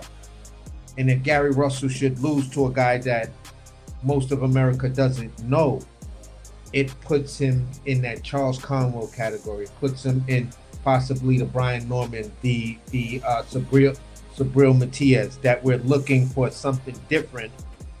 And hopefully, you know, he can find the path to bounce back fast, because he may be the guy that's now a tough ass out, but you know, the rewards just don't match the risk, and that's what I'm afraid would happen to Gary if he was to lose this fight. Yeah, I think that he's I can imagine the kind of training he went through, because even in sparring you gotta be careful about who you bring in sparring. And I heard Derek Scooter Davis, I actually heard him talk about it. His name is making a lot of waves, man. He's the next big thing. He's recognized as one of Tank's little proteges. He was talking about how when him and Tank was sparring, how it became a point to where Tank knew that he pretty much was going to hold his own or whatever. And Tank, he acknowledged that, like, at the age he was, Tank was like, yeah, I'm gonna take you and show you some things so I could bring you along. And he said it just got down to where it's like, the way Tank looked at it, he wasn't going to like hurt him. He was like, Tank acknowledged that, like, yeah, he young, I'm gonna let him develop, I'm gonna show him, I'll put you up on game. I saw that earlier, and it reminds me of like all of these guys from this area, like how the Russells were, because T.O. and them came down, Corey and them came down, Tank and them came down. Like the Russells, the fighting Russells, they got a vast history. And then being Southpaw, all of them guys are Southpaw. You know what I'm saying? Like Tank, Shakur, the Russells, like all of the Russells, that's very, very rare. But they've all went down there and it came through there. And now it's oh, I ain't even see you down there, AJ.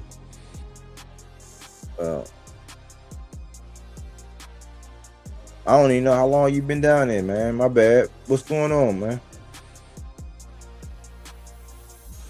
No, AJ. I just got on that. I just hopped on that.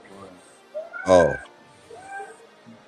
Yeah, but this y'all can finish though. Just to point out with that interview specifically, I want y'all to highlight the part about when Shakur and when Mace and Cam doing what no other interviewer doing it, and when a specific question come up and they don't answer it, and they trying to get at that political answer, they hop on his ass because it's not a regular boxing forum. You feel me? Yeah. People on Twitter or anywhere else, they trying to say, "Oh, Cam Mace don't know nothing." No, bro, they trying to get around what they saying. They fans. I'm gonna let y'all watch it, but basically, they you already know Bodywork that Richard Henson joined the Buddy crew. So when he joined the Buddy crew, he thinking he exempt for all the criticism that comes with it. But they ain't go in like they did. They ain't go in on Keyshawn as hard as they did on Richard Henson because he's not a part of that crew. But he was like, Maestri said, bro, it's soft. He said he never heard of it. And I'm a 5 years, 6 year running boxer fan, bro. I look back, I've never seen it before. They are really saying that they are not fighting in the same division. And this is my last episode speaking on it because I don't even want to be associated with nothing Shakur, Keyshawn. I don't want to hear about how they the good, they get it. I don't want to hear it, bro. I don't want to hear it anymore. It's over with because they trying to they making it, bro. Richard Henson, if you're not gonna fight Gary Antoine, which I didn't hear you say nothing about him, bro. You gonna say, hey, hold on. Yeah, but if you're not going, oh my bad. If you're not gonna say that man's name and you're not gonna pursue him for unification, which y'all should do, because that's what boxing is, bro. Just shut up. All that French shit, shut up, bro. It's like it's getting annoying because it's like, come on, bro, y'all making it. I'm a part of it, bro. I want to see boxing on that top level with everybody watching. They making it soft because what y'all doing is the fans that pay for the fights and all that, y'all turning them off, bro. Nobody don't want to hear that, bro. Bro, like I said before, I did not know Floyd and Zazu was friends until damn near right now. I never heard of it, bro. Y'all, I didn't hear that. I heard it during the press conference, but Tank and Brooks was friends, bro. Come on, bro. Like y'all, come on. Even EJ and Mel, they friends. They want to try. I think they want to fight because they trying to sell it. Like Mel talking about, oh, he not my friend. They friends, bro. But when it comes to boxing, bro, it's about quote unquote feeding your family, bro. Like y'all making it sound so bad, and like AC Bodywork can tell you, I wasn't a big fan of Richard Henson, but ever since he got out of Mayweather promotion, he been doing his thing. He was warming up, but seeing that and seeing how he don't acknowledge the other champion in the division, which is Gary Antoine Russell, bro, he's soft to me. All them niggas in that, they soft. But let me speak to it, AJ, because we are cut from the same cloth. All three of us. I promise you we are. The only thing is, what me and AC pointed out is that it's like when people be having their opinion on, like, I was in the war. I went over to Iraq. I did basic. I was in the army. I did 7 years in there from 98 to 2005.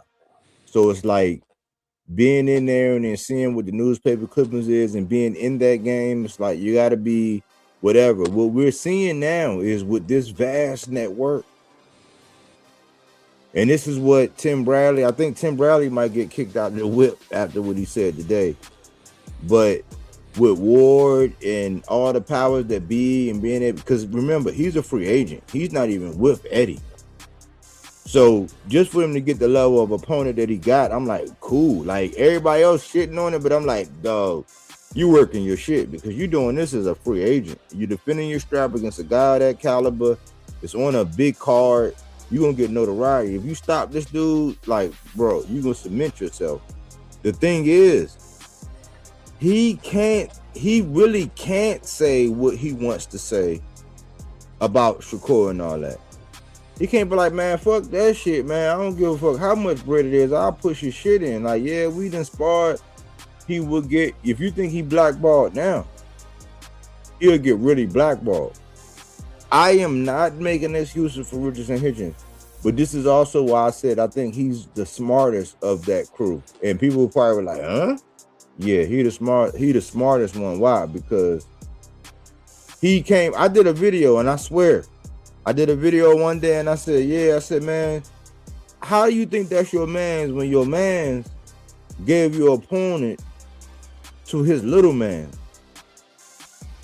Like, he took your opponent, because last time I checked, Teofimo got in the ring with Richardson Hitchens. Turkey had already said way before that it was going to happen on Alcatraz. They asked the crowd, do y'all want to see this? They said that, and then he said F the Haney's, but T.O. was in the ring. Shakur got the fight. Okay, cool. You move on. You do the big thing. You like, all right, cool. You the guy that's on the up and coming. You the darling. Okay, cool. So I'm gonna go ahead and fight Richardson Hitchens. I'm gonna fight Keyshawn. Keyshawn asked for so much money. I'm like, do y'all not realize that this nigga just blew weight, dropped his belt? Like, he shit talked Abdullah Mason and had egg on his face because Abdullah Mason had to save his show in his hometown when he had AI and Mike Vick and the mayor and all that. But they want to forgive that because he got baptized. So Abdullah Mason did that. Shakur don't gotta fight him. Like that's one caveat. And I could take this shit, I could break it down for like a whole hour of how they be moving, but like I believe at the end of the day, the concise, so I don't break out of the shell and take too long. Richardson Hitchens is and I'm not speaking for Richardson Hitchens. Don't take and blackball this man no more for what my opinion is. You know what I'm saying? Like this, my opinion is my opinion. In my opinion, Richardson Hitchens is smarter than everybody else. Why? Because they already divided him from Tank. With Shakur and this machine that he got behind him, he's not going to say anything that's going to make him unfavorable. Why? It's not only because of the political thing. He also gets to spar this man. So if they saying he the best and he's going up against this, he get to spar that man. He get to be around. He get to still be privy to the conversations. He get to, you know what I'm saying? So yeah. He know at the end of the day, like they just showed, like I looked at the headline. I'm gonna land right here. I promise. I'm gonna land right here. I looked at the headline, and the headline was what Oscar Duarte said to Richardson Hitchens. Shut the fuck up, pussy. Yeah, that was funny as hell. And I'm like, but when you look at it, I'm saying, listen, you gotta know that you're on the outside looking in, Richardson Hitchens. Like, you gotta think for yourself now. You did the politically correct thing, saying that, listen, that's not a fight I'm looking for, but if the bread right, be there every night. That's the response he gave. I have not heard the Cam and Mace thing. I will reserve my judgment until after I hear that. But me, knowing Richardson Hitchens, just like I know Gary Antoine, just like I know Sabril Matias, just like I know everybody at 140, just like I know Tank. He's playing like politics. I'm not speaking for Richardson Hitchens. Don't take me and yeah, as far as that, this is fiction. You know what I'm saying? Blah, blah, blah. I'm not trying to like expose my guy or nothing like that. Because I'm just, listen, I don't know anything. I don't have no inside sources. This is his Bodywork and his opinion. Richardson Hitchens is smart because he's playing the game. You know what I'm saying? Why make this guy enemy? Because it's not going to benefit me. They're going to use that to not make me get a fight. Listen. This is it. I promise. Flatline right here. After everything we went over the other day with O'Shaquie Foster, I sent the offer. I'll get you reinstated as 135 champ. Those fees you owe, I got that. That's on my tab. The only catch is you gotta fight me, and guess what? We can do it in your residence, Houston, Jay Prince country. That's the only caveat. You gotta fight me. You know what the response was from Shakur? This man disrespectful. I I ain't want to fighting beat him. him up outside the ring. But I want to beat him up outside the ring, but like he's too disrespectful. I don't want to fight him.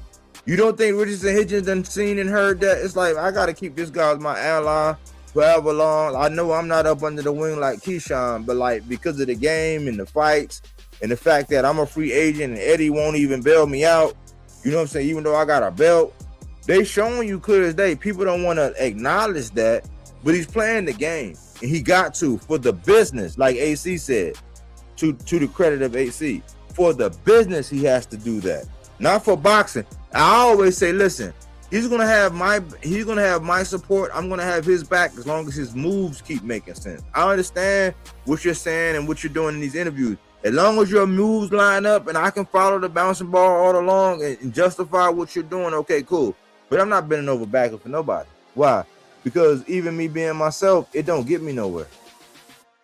Yeah. Support the channel, y'all. Listen, That, support the channel, super chat, donate to the channel. Like we not fly by night. We have courtesy for these boxers. We are creative. We give the facts. But go ahead, y'all. Yeah, I was just gonna piggyback off of what you were saying and stuff like that, because I believe it was just yesterday we had the conversation, and we were just trying to figure out what is actually behind the way Richard Hitchens has been talking, based on from the time he made his statement, and then he said Shakur called him and stuff like that, and then he made the statement, you know, basically in this era, you don't have the freedom to just speak your mind. I think he realized at that moment, looking at what happened with him with Eddie Hearn losing the T.O. fight and a lot of stuff like that, that if you're the darling child, looking at this era in boxing, we're talking this era, if you're the darling child, then if someone speaks against you, the business of boxing will punish you, because they need to build an image of this particular guy or these two guys or these three guys. And right now, you're not in that math equation. So be polite. Very little criticism. You got to play the political game, because once you get to where you at, just like Body was alluding to just a minute ago, him saying that if the bread right, you feel what I'm saying? Africa there and night. If that's the case, and you know, he said, yeah, he was sitting next to me. We was in the car, you know, driving to his crib or whatever, and you know, it was just like, yo, you know, if the bag is big enough, we got to fight. And they both was like, yeah. So, with that being said, he has to wait until his bank account and his cachet. And I don't mean money, material money bank account. I mean bank account as far as what he has and the biggest cushion that he has once he starts to go after Shakur. That bank account gonna have to be thick, and that bank account is fans following you, fans supporting you, because you've given us boom, boom, boom, just a string of great fights, great title defenses, and stuff like that. And if you're able to unify, then unify. facts. I agree with both of y'all, but I So, just go this little. I'm rant. gonna just to land it. I'm gonna match my previous opinion against what he's saying in this interview. And when I watch that interview, things could possibly change. So based on that, and then me having to match that with saying, okay, you're getting ready to fight Duarte. I want to hear who you talking about fighting after Duarte, if there's a question asked after that. And just kind of like, you know, see what the interview is telling me. Yeah, I'm just land my plane here as well. Yeah, the thing about the machine that's behind Shakur, the thing about it, they don't know how the hood works or the black fan base works, bro. The same thing they was trying to say about Shakur, Tank. Oh, sooner or later, they're gonna start asking Tank questions. His fans can't. No, this is the real play right here. They already asking Shakur and his homeboys questions. Why y'all not fighting? This is weird to me. This is weird. That's what he said in the video. They said they never heard nothing like this, bro. They ready to start asking them questions. All right, you win here, win there. But after every fight, like my man AC said, they want to hear who's next. If it's not Shakur, Tank, Keyshawn, Frank Martin, all these top guys, they not gonna support it. So I'm gonna give it time, but it's gonna start crashing down real quick because it's not gonna last, bro. You can't fool somebody like Mason Cam, bro. You can't fool them. That's what Shakur is doing. He playing in the face of boxing fans.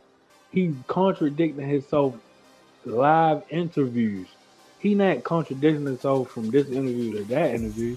He contradicting himself live. How can you say I'm gonna fight Ryan Garcia? I'm gonna fight Devin Haney, catch weeks. But when it comes to Oshaki, I don't want to fight him because he disrespected me. But at the same time, he don't need no catch weight. He can either move up or you can fight him at 135, which is your weight. Bro, it's like, come on, bro. And Oshaki Foster been on them Cam and Mace interviews too. They know him too. That's the thing, bro. They trying to fool these black fans that pay their money. You might not like Shannon Sharp for the stuff he be doing and stuff, but he spoke the truth after the fight. He said, I'm not paying no money to watch that. Bro, I'm not paying my money. People like, oh no, he don't know boxing. Yeah, he don't know boxing, but he know about his money. You can't force nobody to spend nothing. That's why I hate when people be like, I'm not watching a Tank fight. Bro, you don't gotta pay your money. People is willingly paying their money, willing to pay flights to see that man. Shakur, they not gonna pay that, bro. They don't want to see. I ain't gonna lie, I turned it off. Like I honestly, it's not because I don't like Shakur. It's like, damn, bro. Like, come on, stop him or something. Like, it's gonna all come crashing down because what's done in the dark comes to the light. They trying to fool black fans. That's what I'm getting from it. And the landing right here, I agree with Boxing Work and UHC because I do see that he is kind of being strategic where he's saying because Gary Antoine Russell is being strategic too. Like he giving Shakur all the respect in the world. I'm glad you said that. Cause that's why you part of the 300. I'm glad you said that. I didn't want to take the time to actually say, yeah, man, like, cause you know, if we was out in the hood, motherfuckers would be like, man, you sounding soft, bro. Like too much respect, but like he gotta be diplomatic too. This is why we gotta look at the landscape and how you gotta move, cause that motherfucker Shakur got the machine behind him. These niggas gotta be politically correct, bro. I ain't gonna lie.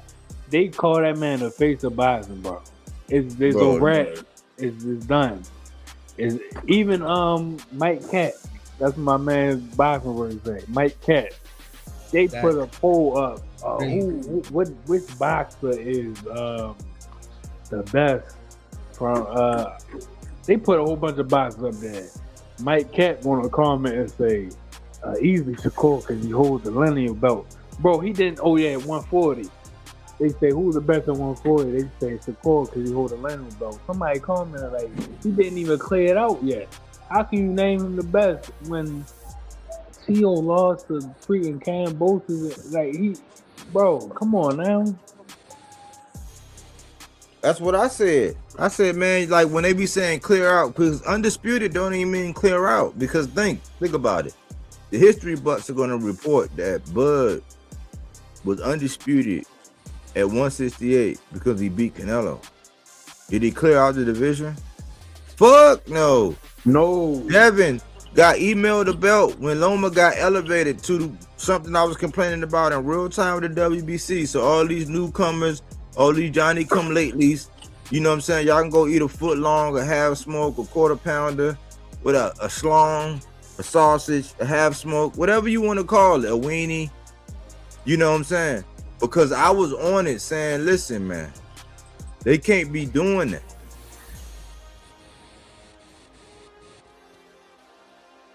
Yeah, Go bro. ahead. I was like, yeah.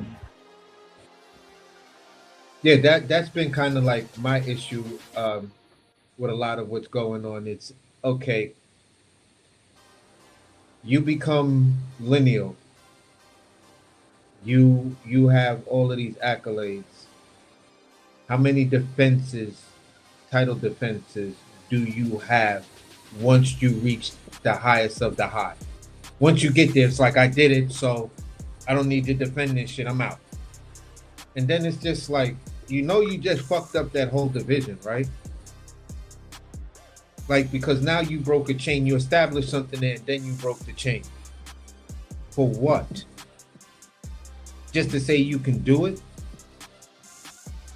You know what I'm saying? So for me, this is where I'm kind of having an issue with the strategic paths to becoming undisputed, and then Ring just throws their belt in the mix if it's in Riyadh or whatever.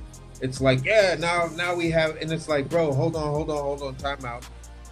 This was the most strategic path to undisputed. If you throw that other belt in the mix like that, you devalue effectively everything that's going on. Because if I was to do a deep dive and look for the details in your run to undisputed, it's highly questionable, because it was all timing. I caught this dude at the right time, that dude at the right time, that dude at the right time. This was my issue with Anthony Joshua. It was like, bro, you beat a Derek Chisora, you beat a Dillian White and a Kovalev. All right. So the part that's making me feel that you're this super duper heavyweight, I just haven't seen it in the guys that you're fighting. You signed your guy, Eddie Hearn signed Luis Ortiz, because he was AJ's mandatory, and you gave him a Char and a Chisora, and then sat him down. And then it was the drug allegations. So I was like, wow, you got that dude to where he was asking you to have someone else buy him out of his contract so he can move forward. You just had him stuck. So certain type of situations just make me feel a certain way about guys' paths that they're taking to accumulate these accolades. I'm gonna rock with Gary Russell to where he's like, you know what? Sometimes fighters look for the easy path. Shit, some fights you may want to be easy. Okay, fine, cool. But after you get all of that, can you just stay there and take on one tough ass opponent and give us the title defense? Yeah. Bro, Shakur sat on the ring, and they all agree that he's the number one pound for pound, bro. He said, I believe, yeah, they got it wrong, because I believe I'm the number one pound for pound. They're like, yeah, well, I agree, bro. Alexander Usyk defended his undisputed how many times? Can somebody give me a number? I think it's maybe 3 or 4. 3. Oh my god! Come on, bro. Like, what? I don't know what type of machine. It's the grain machine, bro. He got money behind him, bro. I ain't gonna lie. He got to have money behind him. Cause I don't even rock with I watched Alexander Usyk fight and all that, but I like my American fighters and all that, whatnot. But bro, to say he's saying they got it wrong, I'm the number one. and they all agreeing on there, it's getting scary out here, bro. Cause when you gotta tell everybody that you #1 pound for pound and the face of boxing, it's a problem. You know what we don't know, and it's that you got money behind it. But I'm gonna holler at y'all, man. Hope y'all have a good night. I'm gonna hop in the comment section, bro. All right, AJ, man, I appreciate the contribution. I gotta check that video out, and you know we're gonna get back with a response, man. Be safe out here, bro. All right, Yeah. y'all too. All right, man.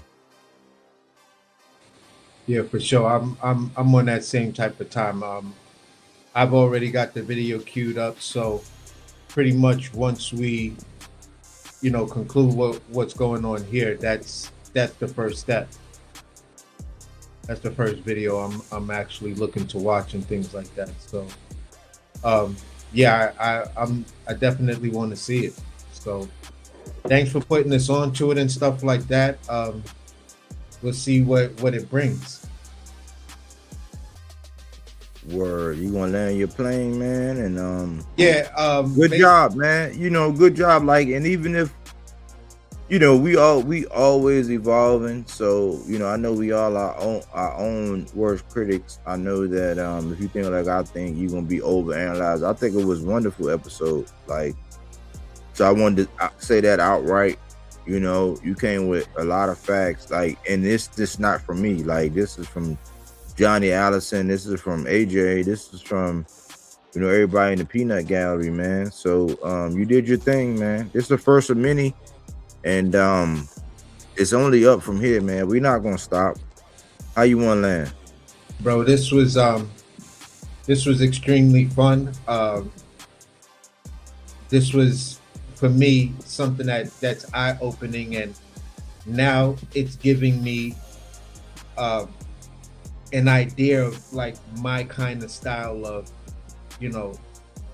hosting on the show or co-hosting and things like that. So it's something for me to build on and expand on as we move forward with these shows and stuff like that. But I enjoyed every minute. I'm happy that the information I provided, people are like, yeah, I like the information. I like how you presented it. So for me, it's sky's the limit now.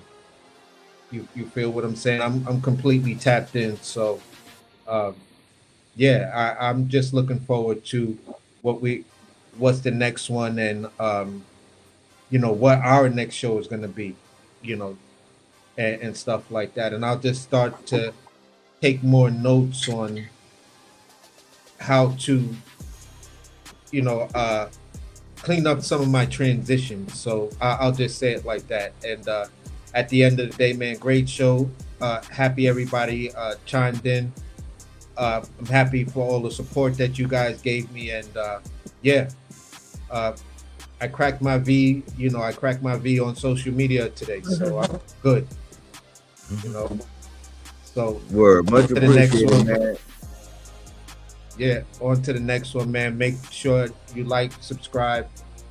If you have any suggestions for me, put them in the comments on the playback. I'll go back and look at this video and see who has something, what you guys are saying. So yeah, great show, Bodywork. On to the next one, man. All right, man. Enjoy your evening, man. We'll be in touch. All right, man. Peace.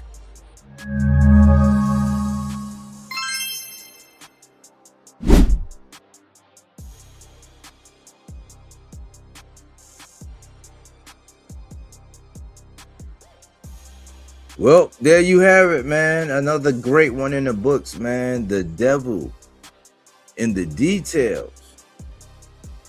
AC Hibachi.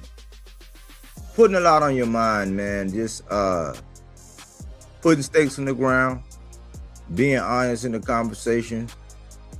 We're in a technical era that you tell it.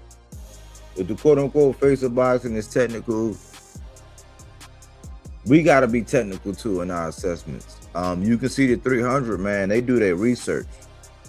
You can't lead anybody that's affiliated with the 300. You can't take your two fingers and hook them and then lead them around. Why? They smarter than that. They're gonna put out that stick. They're gonna get you up off of them. As soon as you try to come back in, they're gonna go to the body and then come back upstairs. You know what I'm saying? That's how they train. I think we did kind of establish a situation where we need a protocol to share links. So we're all going to go back, because contrary to us putting out what happened with Oshaki and how he sent an offer, he said, I'll get you reinstated as a champion. He said the fee that you was, had a gripe about or concern about, I'll pay those. The only caveat is you got to fight me. And we can do it in Houston. This is like right after, you know what I'm saying, in a short measurable time of the other guy, the A side, saying that he was a true 135er. Like, the only response was, you being too disrespectful. This is a sign of the times. Do not be mad at me for calling this to solve strategic error. I'm not sure what we can do, but I'm going to ask you, man, support the channel. The Cash App, $RSON42. I'll be having AC put his up there, but like, there's a lot of time, effort, and energy to go into putting these videos just so that there is a track record with the data, with the facts, with logic, with opinions too, with humor, with comedy, with aggression, with smoke, debates, everything. A vast variety. We got Puerto Rican, we got Baltimore, we got New York. Me and AC always show you how two East Coast people, two people from the same demographics, different area like Baltimore and New York, how we get down, how we have a conversation, how we be realistic. We don't have knee-jerk reactions. Our goal is to keep your blood pressure down. That's why I call it fruits and veggies, not that Reggie. Fact-based content, not opinion-based, even though we have ours. Silence is consent is the mantra of the channel, which means all it takes for evil to prevail is for men and women to remain silent. So we speak to the things that need to be spoken to in this sport of boxing. We keep it far from toxic. However, you got a gripe, you got a complaint, you got something you just got to get off your chest. Don't be a stranger. Just make a request. That's all I'm going to ask, man. I'm not going to mute you. I swear my mute button is, if you do anything like, because all you can really do is do something that's going to get us banned, and all I can do is reject you from the studio. But I'll never mute you. Why? Because I want you to be armed with your figure of speech. Where's my road warriors? Let's establish something. I think there's meat on the bone for a big debate. You know what I'm saying? There's a big debate, and I think people are divided. But we got to let some time go by before we actually do it. But I'm going to introduce it. We're always constantly growing. We're always looking for ideas. This is the 300, to whereas if you give us input on something, ask Johnny Allison, ask AC, ask Malazar, ask AJ, D Calico. He said put out more shorts, and before I went live, I think I got like close to 3,000 views for shorts I put out right before I went live. The channel was real. The perspective is real. We're not trying to be the most popular. We're not out here trying to denigrate and belittle what everybody else saying. Yeah, we put it up to the microscope. Yeah, we're gonna look at it. Yeah. Plenty of rebuttals. We refute. We refuse. You see Aaron Jones. We do all of that. We respect people who put in the work, do the interviews. We give credit where it's due, whenever possible. We don't even be messy. Like, we're not talking about Clarissa Shields and Papoose. We're not talking about Floyd Mayweather's dad. We're not out here talking about how Bud's doing more interviews post-retirement than we've ever seen in his entire career once he got lit. We're not doing those type of things. We're talking about relevancy. And so I hope If you support Frank the Ghost Martin, support the channel, donate to the channel, hype the videos, like the videos, comment on the videos, give some energy and attention. Why? Because if the Frank Martins of the world don't exist, man, with people having a whole network and be able to like control the media, take advantage of people with catchweights, rehydrations, that's the norm now. You know what I'm saying? Intimidation. You know, befriend whoever might ever be a threat and then be able to say, no, I don't want to fight you because you're being disrespectful. That don't even sound right as a boxer. This channel gonna speak to those things. Hopefully you was able to put something in your rucksack and march on, man. This is a big weekend, man. I gotta tell you that Ryan Garcia, he looks like he's in the best shape of his life. Jawline chiseled, his neck big, crease in the middle of his chest, back, the lats, everything. Man, if Ryan is focused and they got a good attack plan for Mario Barrios, man, he looking like more like Clark Kent, a weird version of Clark Kent, and he might go Superman on Mario Barrios. Me, I don't have anything against Mario Barrios. I respect Mario Barrios. I just hope that Ryan get him up out of there. Why? Because they slutted Mario Barrios out. And I don't want to see that anymore. The Ghost can make a statement. Richard Hitchens is going to make a statement. He said if this man coming in like a bull in the china shop, he getting stopped. That's what he said. Anyway, y'all, man, I appreciate everybody who came through and showed love, man. It's always an honor and a privilege, man, to be able to talk that good old boxing talk. Y'all know I can talk boxing forever and ever and ever. Leave a comment. Like the video. Oh, I need 3 more subscribers. 3 more subscribers, y'all. Just give me 3 more subscribers to help us meet the goal. Super chat, Cash App, we are monetized. We do put in work. Anyways, thanks for choosing Bodywork Boxing. But we don't take things for face value. We do that body work. He didn't want to box. He wanted to actually prove that he could punch with you. He was like, what the fuck is this nigga, right? Oh, okay, you want to go to sleep. You tired. Welcome to Bodywork.